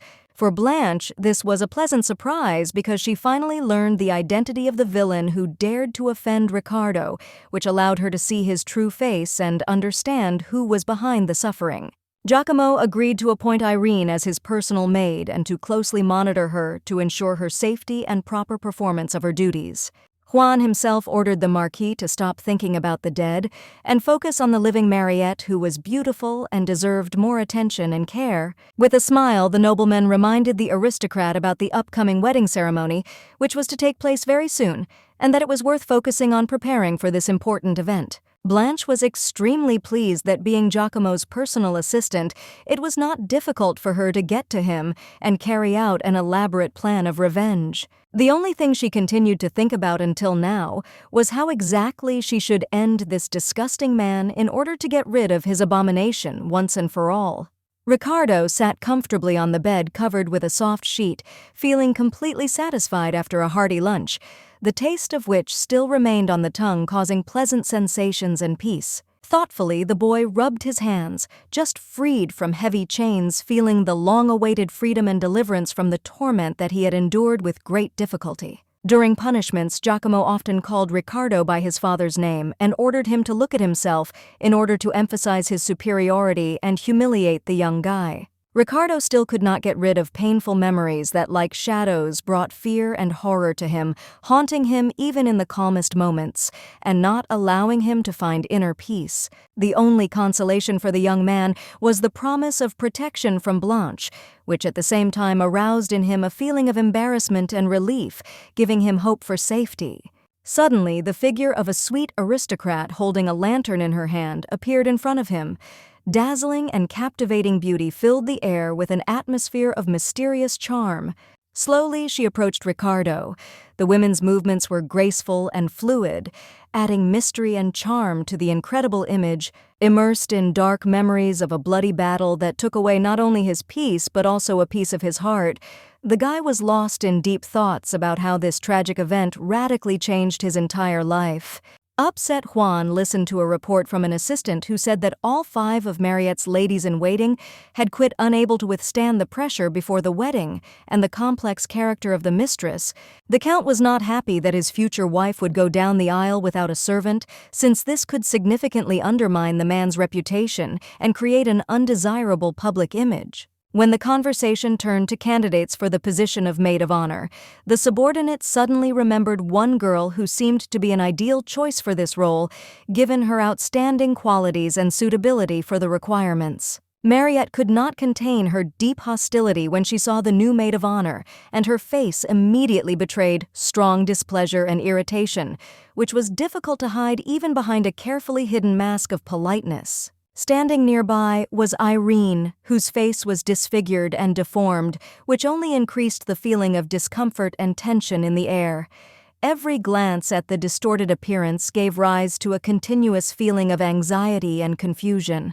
The older maid explained to the mistress that she had been sent on behalf of the Count's assistant, adding details to clarify the situation and clear up any misunderstandings. Blanche sighed heavily, not wanting to go deeper into the analysis and deal with the bad mood of the stupid Mariette, preferring to avoid a new conflict. The once older sister approached the younger sister, extending her hand in her direction and expressing something vague that could be perceived as a desire for acceptance. The lady was completely satisfied that next to such a monster she would seem even more beautiful, and this added to her confidence in her unique attractiveness. To confirm her words, the aristocrat turned to her younger brother, who was absorbed in his studies, and attracted his attention to reinforce her words and demonstrate that she was right. However, Alphonse sided with the maid, noting that it was probably unpleasant for her to listen to insults addressed to her, and expressed his sympathy for her difficult situation. Looking ahead with empty eyes, the boy remembered how Mariette had also insulted Blanche, and his gaze was filled with bitterness and regret from these memories. Having prevailed over her brother, the aristocrat ordered that this name should never be uttered again, deciding that it should not be uttered in her presence and should not darken good days. The Marquis entered the room just as Mariette began to insult her ex-sister, which only aggravated the tension in the situation and drew his attention to the conflict. Noticing her father's arrival, the lady immediately changed her anger to the deepest sadness. Her face immediately took on an expression of sadness, and she began to cry, unable to hide her sudden pain and disappointment. The nobleman noticed the scarred maid who now served his daughter, and noted with great interest that this appearance reminded him of Blanche. This parallel image evoked a strange and fascinating sensation. The other family members could not help but notice the familiar voice that belonged to the lady, and this voice aroused memories and surprise in them since it was well known to them. The man was quick to condemn his living daughter for daring to compare Blanche with a maid, saying that the younger girl had been dead for a long time and did not deserve such comparisons. The beautiful noblewoman herself blamed her father for letting the girl go so easily and immediately arranging a wedding for Mariette, considering this an unfair and undignified approach. Irene watched as the former family fought, feeling a hidden satisfaction as the hatred towards them was great, and she enjoyed their suffering and conflicts. The father strictly ordered his daughter to forget about all unnecessary and insignificant things, strongly advising her to concentrate on preparing for the wedding, emphasizing the importance of complete immersion in this process and the exclusion of all distractions. This caused deep disgust in Mariette, since the thought that she would become the wife of the terrible count who inspired horror caused deep disappointment and depression in her. In this case, the Marquise ordered the relatives to make every effort to regain the favor of the third prince, realizing that restoring his sympathy was vital to further plans and strengthening their position. This upset Mariette, who angrily ordered that the scoundrel should not be mentioned again, feeling deeply dissatisfied and disgusted at the situation that put her in an uncomfortable position. But Blanche knew from the very beginning that this relationship would sooner or later lead to a break between the sisters, when suddenly she noticed the gaze of her younger brother, who was full of attentive interest and deep concern. The boy, with obvious interest and some excitement, asked if the maid's name was Irene, trying to find out if this name was the same as one he had once heard or known. Alphonse ordered the servant to go out and take a walk, leaving Blanche alone. She had no choice but to agree, playing her part and trying to keep her calm. The two of them slowly moved through the cold and gloomy corridors of the mansion, where their every step echoed along the empty walls, creating an atmosphere of solitude and mystery that was enhanced by the silence around them. Suddenly, as if out of nowhere, Giacomo appeared, joyfully greeting the young master with a warm smile and genuine enthusiasm that suddenly enlivened the area around him. Watching from the sidelines, the conversation between the Count's brother and the servant Blanche began to think about why the second had so much free time and how this might be related to his responsibilities. Upset, Blanche realized that if this person appeared in front of Ricardo, it could ruin everything and destroy everything that the little girl had strived for and worked for so long. A boy in prison was startled when he heard a noise that awoke his anxiety, causing his heart to race and leaving him unsure of what might happen next. Biting his finger, he trembled under the covers, trying to contain his fear and not reveal his state of anxiety and excitement that gripped him at that moment. Frightened and worried, Ricardo worried deep down that Giacomo had come again to hurt him as he had done before.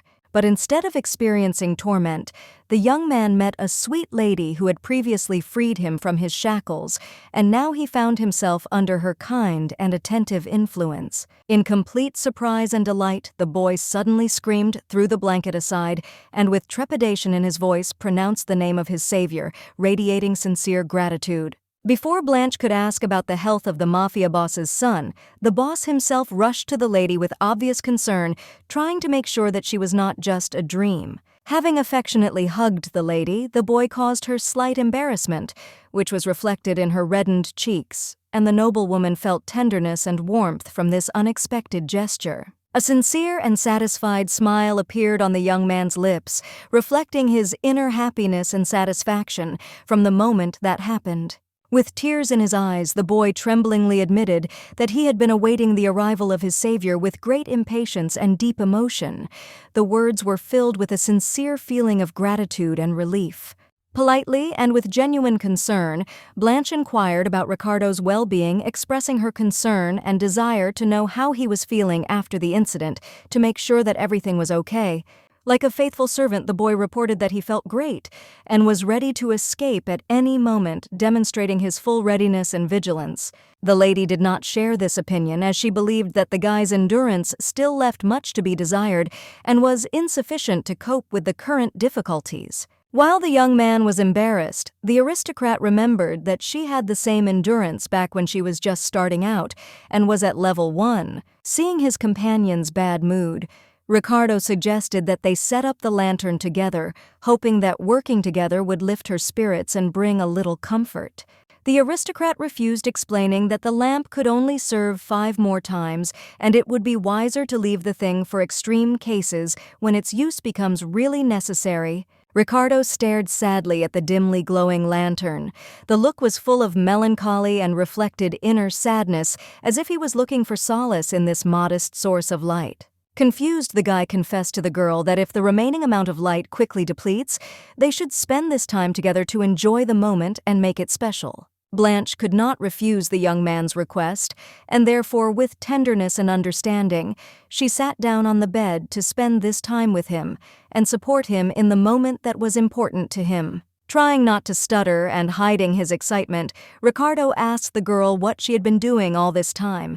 The male voice betrayed an insistent desire to find out about her life. The lady modestly replied that she had a lot to do, and showing genuine concern, asked a counter-question, wondering if the guard had put too much pressure on the prisoner and created unnecessary difficulties. With joy on his face, the boy replied that neither the guards nor Giacomo came to him, and this brought him great relief and a feeling of freedom. The guy listened in fascination to his companion's story about how she secretly tore out half the pages from an accounting book containing interest and burned them, easing her state of mind. The behavior of Giacomo, who spent all day beating around the bush, came as a real surprise to Blanche. He clutched jewelry and treasures in front of the Marquis's youngest son, as if he was looking for a way to attract his attention. Ricardo was about to say a few words, but when he noticed how his speech might be perceived, embarrassment took possession of him, and he, blushing, froze in silence. It turned out that the guy finally remembered why he came to the Count after such a long time spent in thought and uncertainty. Quietly, with naive interest, the boy asked if the Giotto family had lost the war, hoping that perhaps they had managed to maintain their influence and dignity. The surprised lady watched with genuine interest as Ricardo, in deep self-condemnation, reproached himself for his inability to get money, placing full blame on himself for the situation. As a friend, the girl remembered the original story in which the guy went on a journey to repay a debt, which helped her better understand his motives and behavior.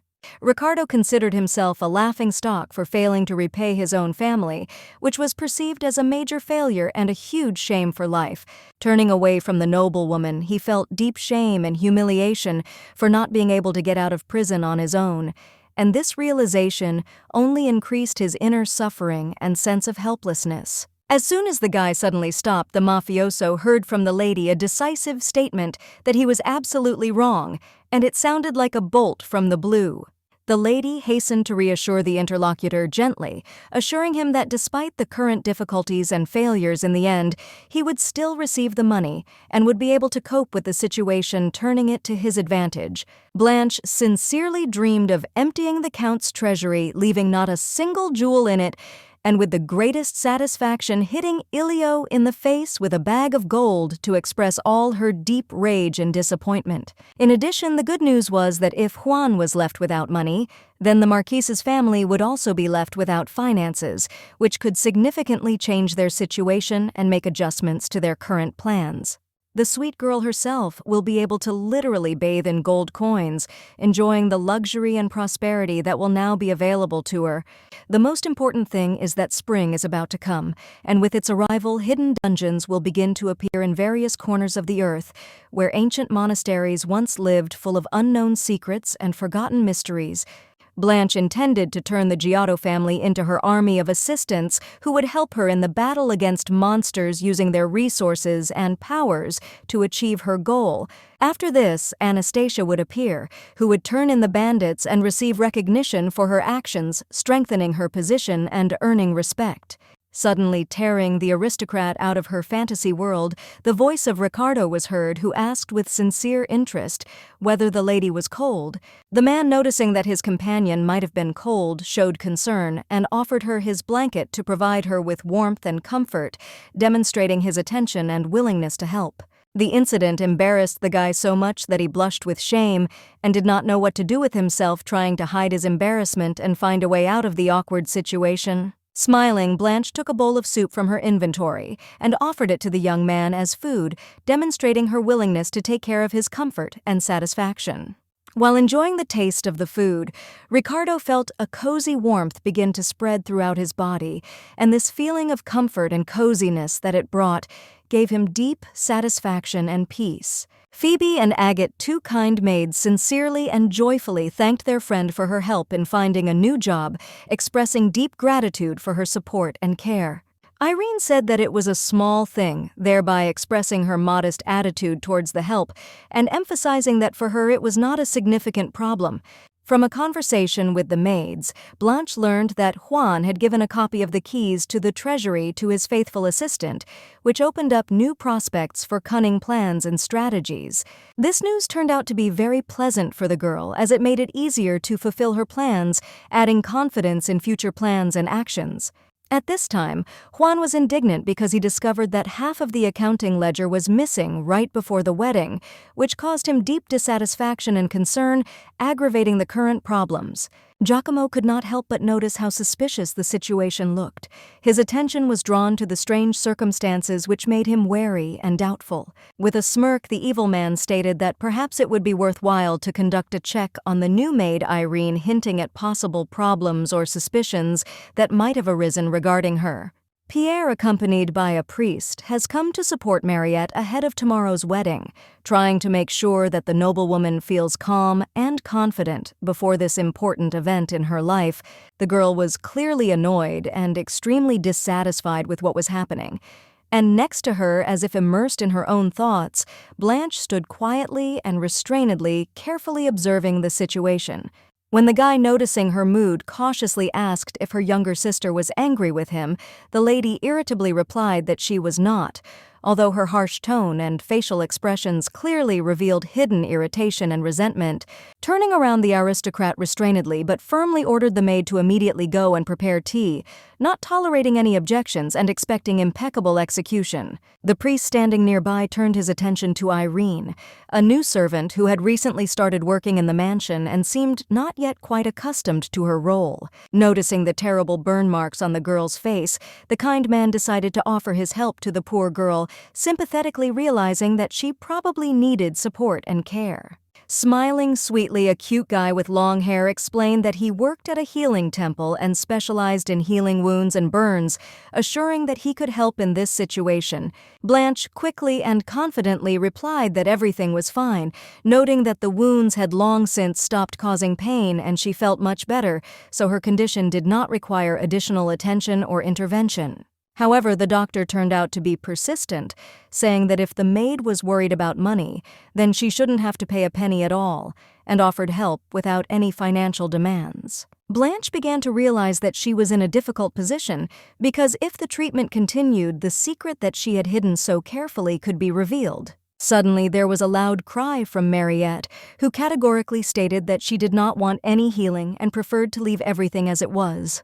The Virgin strictly stated that if the maid agreed to treatment, she would immediately be expelled from her native mansion forever, without any proceedings or any regrets. For the first time, the girl felt relief from her sister's hostile nature, since it was this unpleasant aspect that helped keep a big secret, preventing it from being revealed. The man in the room asked the aristocrat to refrain from harsh words towards the poor maid and to think carefully about her decision again before making a final decision. Mariette herself explained that against the backdrop of the ugly servants, the charming noblewoman looked much more beautiful, emphasizing the contrast between their appearances. After this, the lady, with difficulty holding back tears, added that beauty is the only thing she has left, and that it is now the last consolation and source of self-esteem preserved despite all the experiences. Screaming. Mariette desperately said that she had to look as beautiful as possible at the wedding, emphasizing that this was the only way to show her true worth on this special day. The cup was broken with a deafening crash. The shards flew in all directions, creating a mess on the floor and attracting the attention of everyone in the room. Turning away with an expression of determination on her face, the noblewoman confidently walked towards the exit. The steps sounded confident and firm, as if she had already decided to leave this place and did not intend to return. The priest strongly warned the gentleman not to even think about following his lady for the sake of his own well-being and safety, advising him to stay where he was and not to interfere with what was happening. The aristocrat, apologizing to Irene for the behavior of his sister, who was very worried before the important ceremony, expressed regret for the inconvenience and promised that in the future everything will be done to improve the situation. The servants bent down to begin picking up the sharp pieces scattered across the floor, carefully picking up each piece and trying not to miss a single one in order to restore order to the large room. But at this moment Blanche suddenly cut herself, and blood flowed from her finger, dripping onto the floor and drawing attention to her accident amid the bustle and debris everywhere. The compassionate priest wasted no time in rushing to the maid, offering his assistance in providing first aid and treating the wound, trying to ease her suffering and stop the bleeding. Their hands met in a gentle touch from which a bright light flashed, illuminating the space around and filling it with a special magical radiance. The maid quickly withdrew her hand, looking in fear at the source of the bright light which suddenly and dazzlingly flashed upon their contact. Fear was reflected in the eyes, and the heart beat faster from surprise and anxiety. When the man began to reveal the secret about Blanche, the lady, not wanting this information to reach the aristocrat, immediately intervened to prevent the truth from being revealed. However, the doctor could not resist and still pronounced the true name of the maiden, causing shock. This changed the perception of the situation and called into question everything that the guys knew before. Pierre carefully informed his friend that he had apparently accidentally mentioned the name of the deceased. In conversation, this name sounded so unexpected and significant that there was a suspicion that it might change their understanding of current events. The healer himself began to tell the boy that during the healing he had a unique ability to see the true personality of the patient through their outer masks and deceptive facades. The man confessed to his master that the servant's aura was identical to that of the deceased Blanche. This astonishing coincidence led him to believe that there might be a connection between them. Suddenly, the Marquis entered the room, demanding that the doctor immediately repeat everything he had said earlier. The voice sounded stern, emphasizing the importance and urgency of repeating the information. The aristocrat was not ready to accept the shocking and incredible truth that his daughter, whom he considered dead and mourned for her, was actually alive and was among them, which completely turned the idea of reality upside down. Blanche's plans were not to return back to his family. All the lady really wanted was to take Ricardo from prison and rob the treasury to ensure financial independence and power for herself and her allies. The castle was large and majestic, awe-inspiring, with its grandiose architecture and majestic towers that seemed to touch the heavens. Mariette moved forward with rapid steps along the stone corridor. The steps echoed in the silence, and the gaze focused forward, looking for a way out of the dark labyrinth. Suddenly, the beautiful girl stopped when she heard rumors that Irene was supposedly a spy. Events that had previously seemed insignificant took on new meaning. Without wasting time to think, Mariette quickly and deftly hid behind a column, trying to remain unnoticed in order to eavesdrop on someone else's conversation with genuine interest and find out all the subtleties and details of what was happening. It turned out that Count Juan and his subordinate were exchanging secrets in the dark and shadowed corners of the mansion, where their conversations were hidden from prying eyes. Giacomo told the owner that the maid who had recently arrived at the mansion came from a city known for its gangs and mafia, and this raised serious doubts in him. Guy carefully removed the mask that Irene used to completely hide your face, and thereby ensure absolute anonymity, protecting your identity from unwanted views and possible discovery. In amazement, the beautiful Mariette watched as the mysterious country of the maid with the scar opened up, and as Giacomo handed over to the Count a fabric that seemed to carry special meaning and hidden secrets.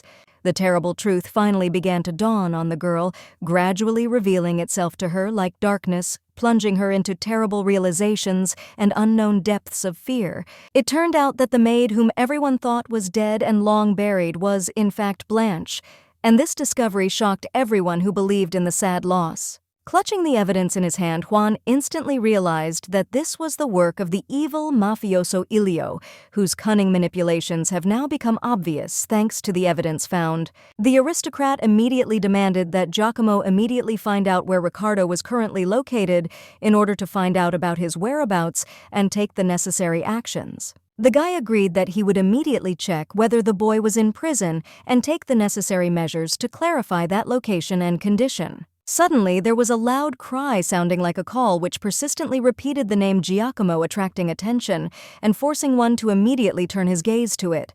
It turned out that it was Mariette who, with a mysterious smile and a confident gait, walked towards the men as if she had her own plan and determination, leaving no doubt about her goal. The lady intervened in someone else's conversation concerning Irene, attracting attention with her sudden appearance and expressive participation in the discussion, which immediately changed its course. Mariette began to defend the ugly servant, claiming that she had worked in their mansion since childhood, when the noblewoman was still a child, and therefore deserves trust and respect. The girl explained that the lady's face became so stern and distorted due to the consequences of a fire in the kitchen, which left deep scars and marks on her appearance. The boys realized that they were wrong in their suspicions about the maid, realizing that their conclusions were incorrect, and that she had nothing to do with the problems that arose. Giacomo quietly whispered in the gentleman's ear that it seemed he was wrong in expressing his doubts and awareness of the error in their previous suspicions.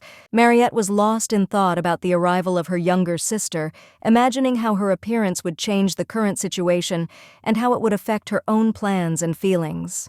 Smiling, the lady noted how remarkably similar their faces were, emphasizing the family resemblance and expressing satisfaction at this remarkable coincidence. And the lady noticed how easy it was to substitute Blanche instead of Mariette at the wedding, so that she would get married and spend her wedding night with the Count, leaving no suspicion and ensuring the successful completion of the plan. Putting her hand to her stomach, the lady realized that in this case the secret could be kept by hiding it from prying eyes and ensuring complete confidentiality. At this time, Blanche learned the secret that her older sister had been pregnant for some time, and this unexpected information shocked her, revealing new and unexpected circumstances to her. The man told the lady that the third prince had refused to acknowledge his child and accept Mariette into the royal family, which was a significant blow to their plans and caused great concern. The conversation between people was interrupted by the eldest daughter of the Marquise, who warmly greeted her father and thereby returned the attention of everyone present to the important event. Walking past them, the aristocrat ordered everyone to leave the room immediately so that she could prepare for the upcoming ceremony. After that, Mariette added that everyone left the room except Irene. Blanche, without uttering a word, obediently obeyed the order of her older sister, feeling how the weight of the word fell on her fragile shoulders, but she did not dare to object. The lady dressed as a maid was absorbed in thoughts of finding both keys to the treasury and did not care at all about her own family. Blanche made the final decision to wait patiently until Mariette fell into a deep sleep, knowing that only then would the ideal moment come for her planned plan. Unexpectedly, the beautiful beauty quickly and decisively tore off the disguise from her colleague's face, exposing her true identity and jeopardizing her carefully hidden secret. This unexpected action caused deep dissatisfaction in Blanche.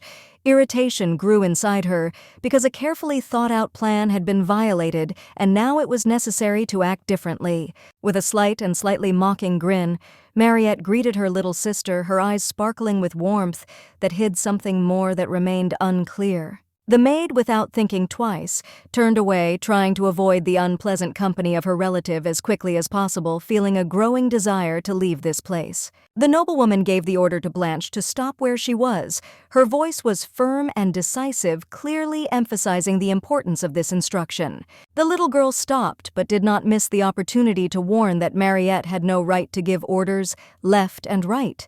This tone was full of confidence and slight irritation. The upset aristocrat stated with obvious regret that she had in fact saved her sister from exposure since Giacomo suspected Irene, and this certainly required special attention.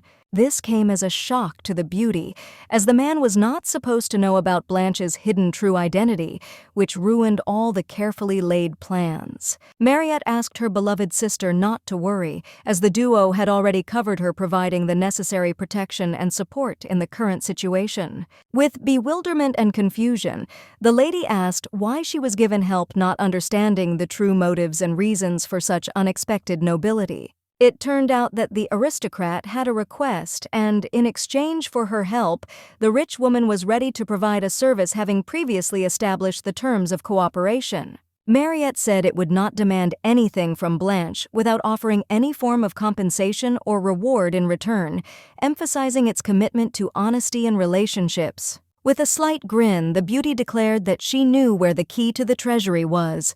These words were full of confidence and mysterious charm. Smiling evilly, the lady added that if her sister fulfilled her request, she would happily tell where the necessary thing was, hinting at her desire to manipulate the situation. Blanche clarified whether the relative is really satisfied with the situation in which Irene takes all the treasures for herself.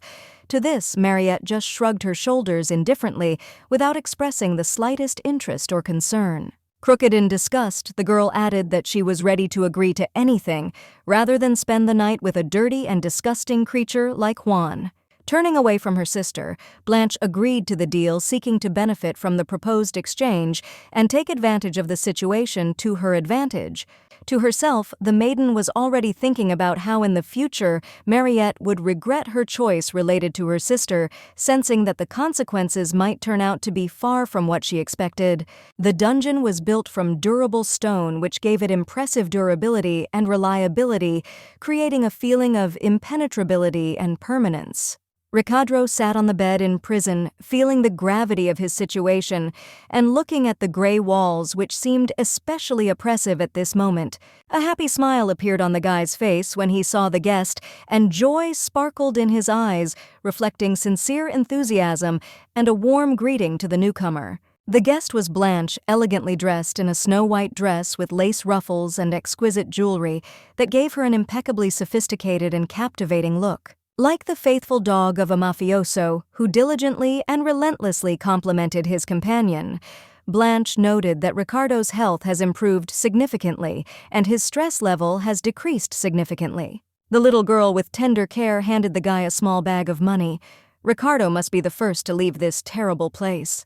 The guy, trembling with horror and excitement, asked with tension whether Blanche was going to leave everything behind and go with him in search of the long-awaited freedom, which promised deliverance from endless fear. The beautiful girl refused, justifying herself by saying that she still had urgent matters in this house that required her urgent attention and solution. Turning away, the girl said with obvious condemnation that it was precisely such reasons that forced the guy to be the first to return to his hometown, leaving Blanche here with urgent matters. Suddenly, Ricardo stopped the beauty, looking at her with charm.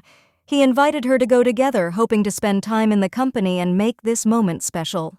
With tears in his eyes, the boy added that no matter what Blanche did, he was ready to support her in any situation, expressing his unconditional devotion and willingness to be there, no matter the circumstances. In a cold and merciless tone, the aristocrat ordered the boy to pull himself together. The words, imbued with stern nobility, sounded like an inexorable command, calling for self-control and courage. The son of the mafia boss immediately flinched in surprise and immediately fell silent, feeling the pressure and tension of the situation, which left him no opportunity to continue the conversation. Blanche explained her decision by saying that Ricardo could become a serious liability, interfering with carefully laid plans and creating additional complications that could complicate the achievement of her goals.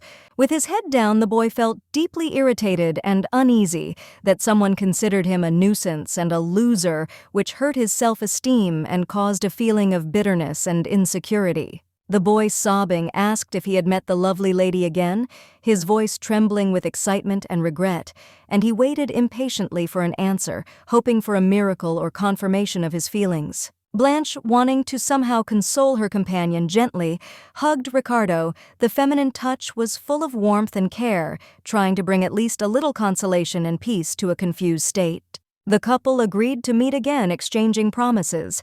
The sweet girl added that she will always be there, ready to support and be a support, regardless of the circumstances. Looking at the crying and embarrassed interlocutor, the aristocrat thought to herself about how she could profitably use the mafia in the future, carefully planning how to make the most of this situation.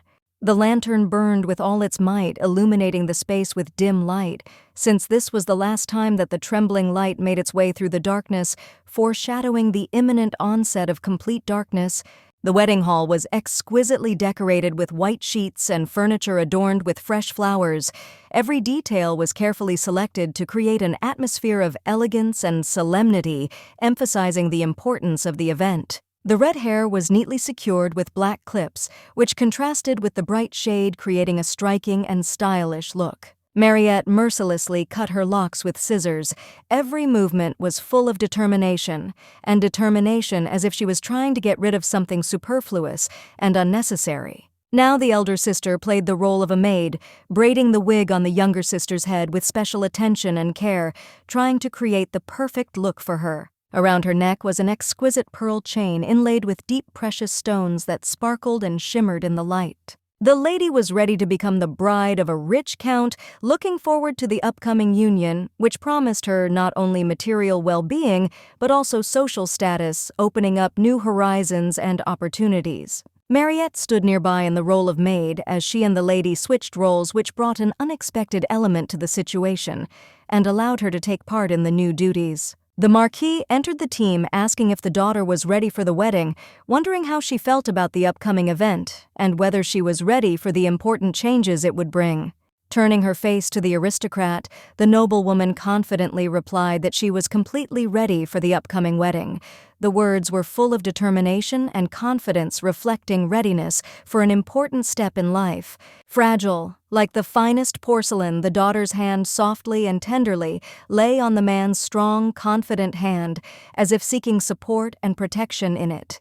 The father, holding back his excitement and filled with pride, carefully escorted his dear relative to the altar, where her future husband was eagerly awaiting her, ready to throw in his lot with her.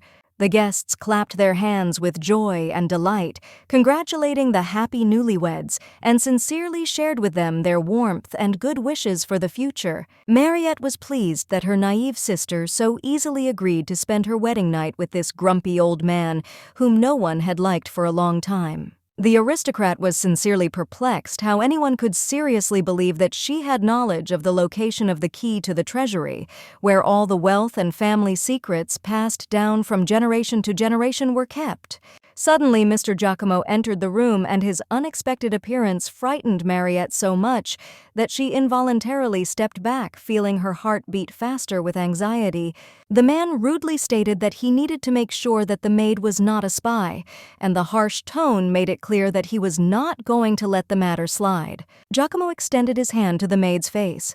The gesture was full of threat and tension, as if he was about to scrutinize every detail of her expression and intentions. With a sharp movement of his hand, Giacomo tore off the mask from the lady's face and thereby became convinced that the servant had been deceiving everyone all this time, hiding her true identity and intentions. With a grin, the gentleman called the girl an idiot sent by Ilio, clearly expressing contempt and not hiding his satisfaction from exposing the deception.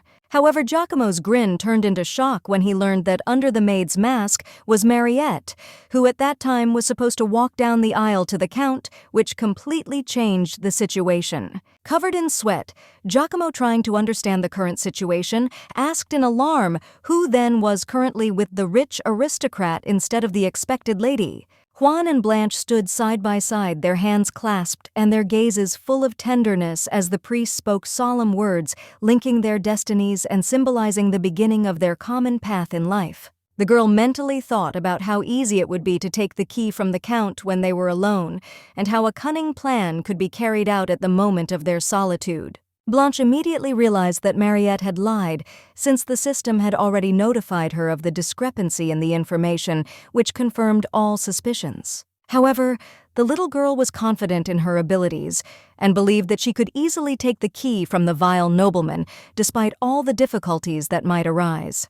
With a joyful smile, Juan carefully lifted the veil of the beautiful bride, enjoying the moment when the gentle face appeared before him again, full of great happiness and excitement.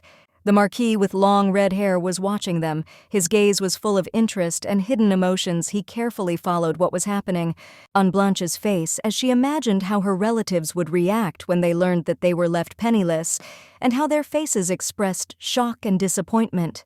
In the crowd stood a man with a lantern on his belt, which suddenly went out, having exhausted all its fuel, and now the dim light that once illuminated the surroundings left only darkness and obscurity. He watched Blanche intently in the arms of the scoundrel, and this moment, filled with contradictions, caused him deep inner irritation and a feeling of discontent. Ricardo couldn't believe what was happening. His mind refused to accept the reality of the events that were unfolding before him, and he was shocked by the unexpectedness and scale of everything that was happening, which made him feel completely lost. From the very beginning, the boy carefully watched the newlywed couple and the priest standing nearby. His curious gaze did not miss a single moment of their ceremony, absorbed in every detail, from soft whispers to solemn words. Giacomo, shocked by what he saw, noticed Ricardo, who in his opinion should have been rotting in prison, and this unexpected appearance caused him deep confusion and anxiety.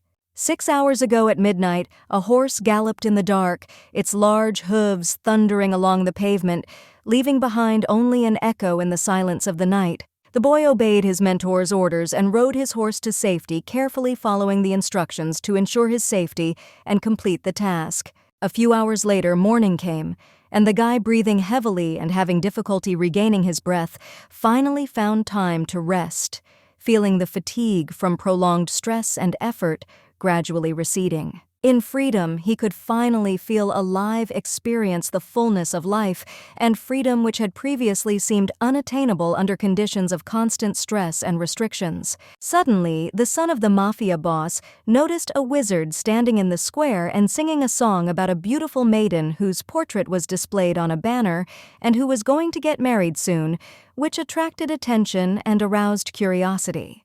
Ricardo, looking at the portrait with deep surprise, recognized in the image his savior Blanche, whose face was so familiar and significant to him. Having changed into a classic suit, the guy was surprised to realize how he knew the girl in the picture, and was amazed at how suddenly all the pieces of the puzzle fell into place, revealing long-forgotten memories to him. A smart magician with long blonde hair said that apparently the boy was from distant lands and did not know about the girl depicted in the picture, who was the beauty of the continent. With a smile, he shared with Ricardo the news of Lady Mariette's imminent marriage to a wealthy count, which apparently would happen in the near future. Without wasting time to think, the guy quickly headed towards the horse, deftly jumped into the saddle, and full of determination rushed back to the castle, trying to return as quickly as possible and sort out the situation. With a sly grin, Juan told the guests that he now intended to go to his chambers to retire with the most beautiful lady in the whole country, relax and enjoy company. Ricardo, watching the cute couple from the side, could not understand how Blanche could fall in love with this elderly man, and was immersed in thoughts about what could attract her to him and force her to choose just such a scoundrel. The guy could not understand whether this choice was solely the result of Lady Blanche's decision, or whether someone else had pressured her into making such a decision, leaving him in the dark about her true motives. Tears appeared in the eyes of the future villain when he realized that his beloved had chosen another man,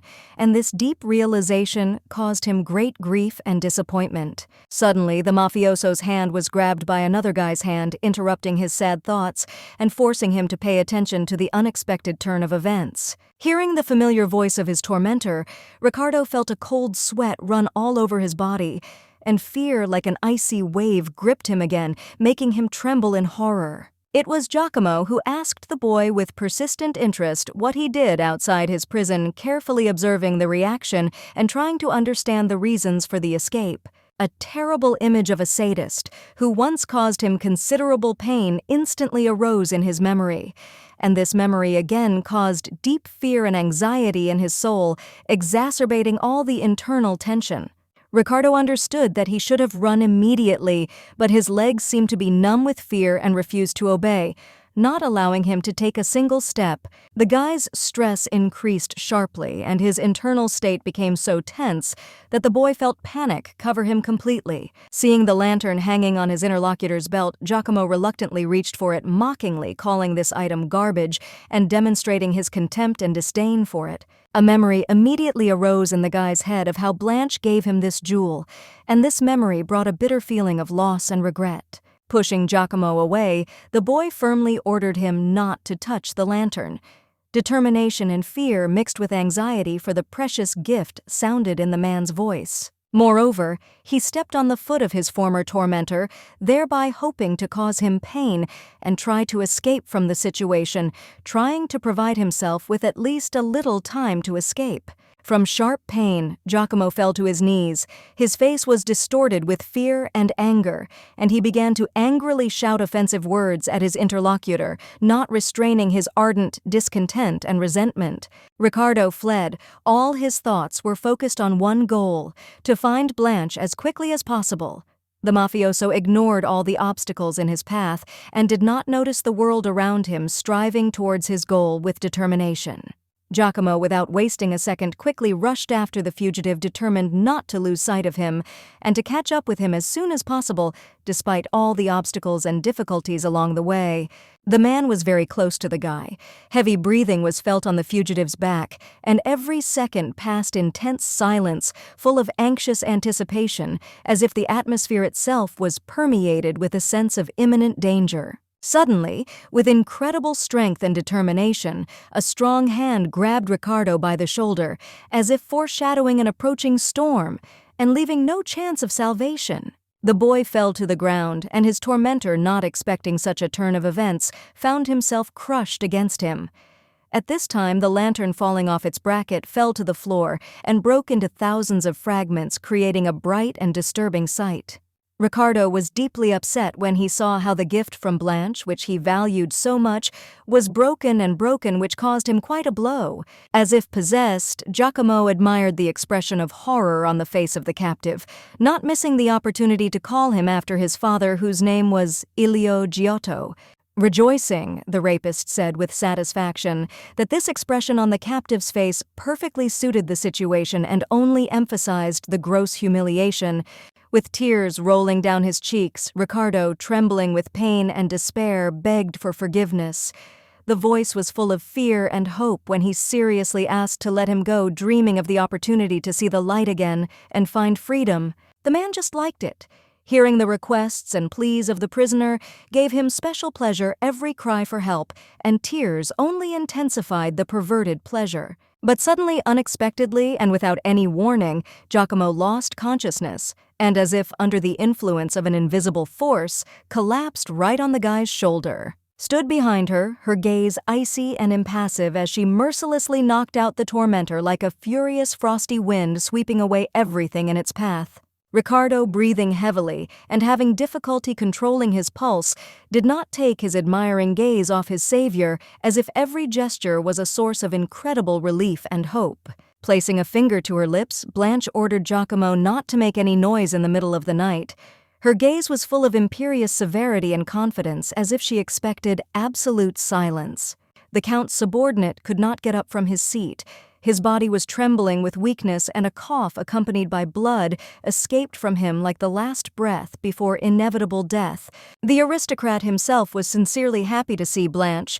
Her presence filled the guy's face with joy, as if he had met an old friend or was receiving long-awaited relief. The lady was extremely unhappy with the boy's return and was thinking about how to punish the stupid son of a mafioso who could not follow simple instructions. The irritated aristocrat began to lightly hit the boy on the back, and the actions were full of hidden contempt and displeasure.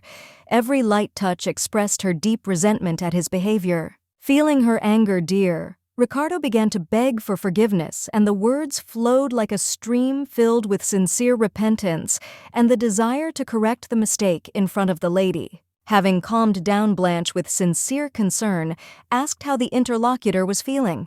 In the woman's voice, There was real tenderness and a desire to understand his condition after what happened, as if she was trying to relieve him of the severity of what he had experienced. The embarrassed mafioso replied that he felt fine trying to hide the internal tension behind external calm, although the tone of his voice betrayed nervousness and anxiety. After making sure that everything was fine with the guy, Blanche returned to Giacomo to punish the offender. Her determination was unshakable, and she intended to achieve justice for the insults and disruption caused. Ricardo trembled with fear as he watched the cruelty with which the little lady punished her tormentor. Bloody splashes scattered, emphasizing the unrelenting rage. The baby stopped the moment she realized that Giacomo was in a deep blackout, lying motionless, as if lulled by the peace of the night.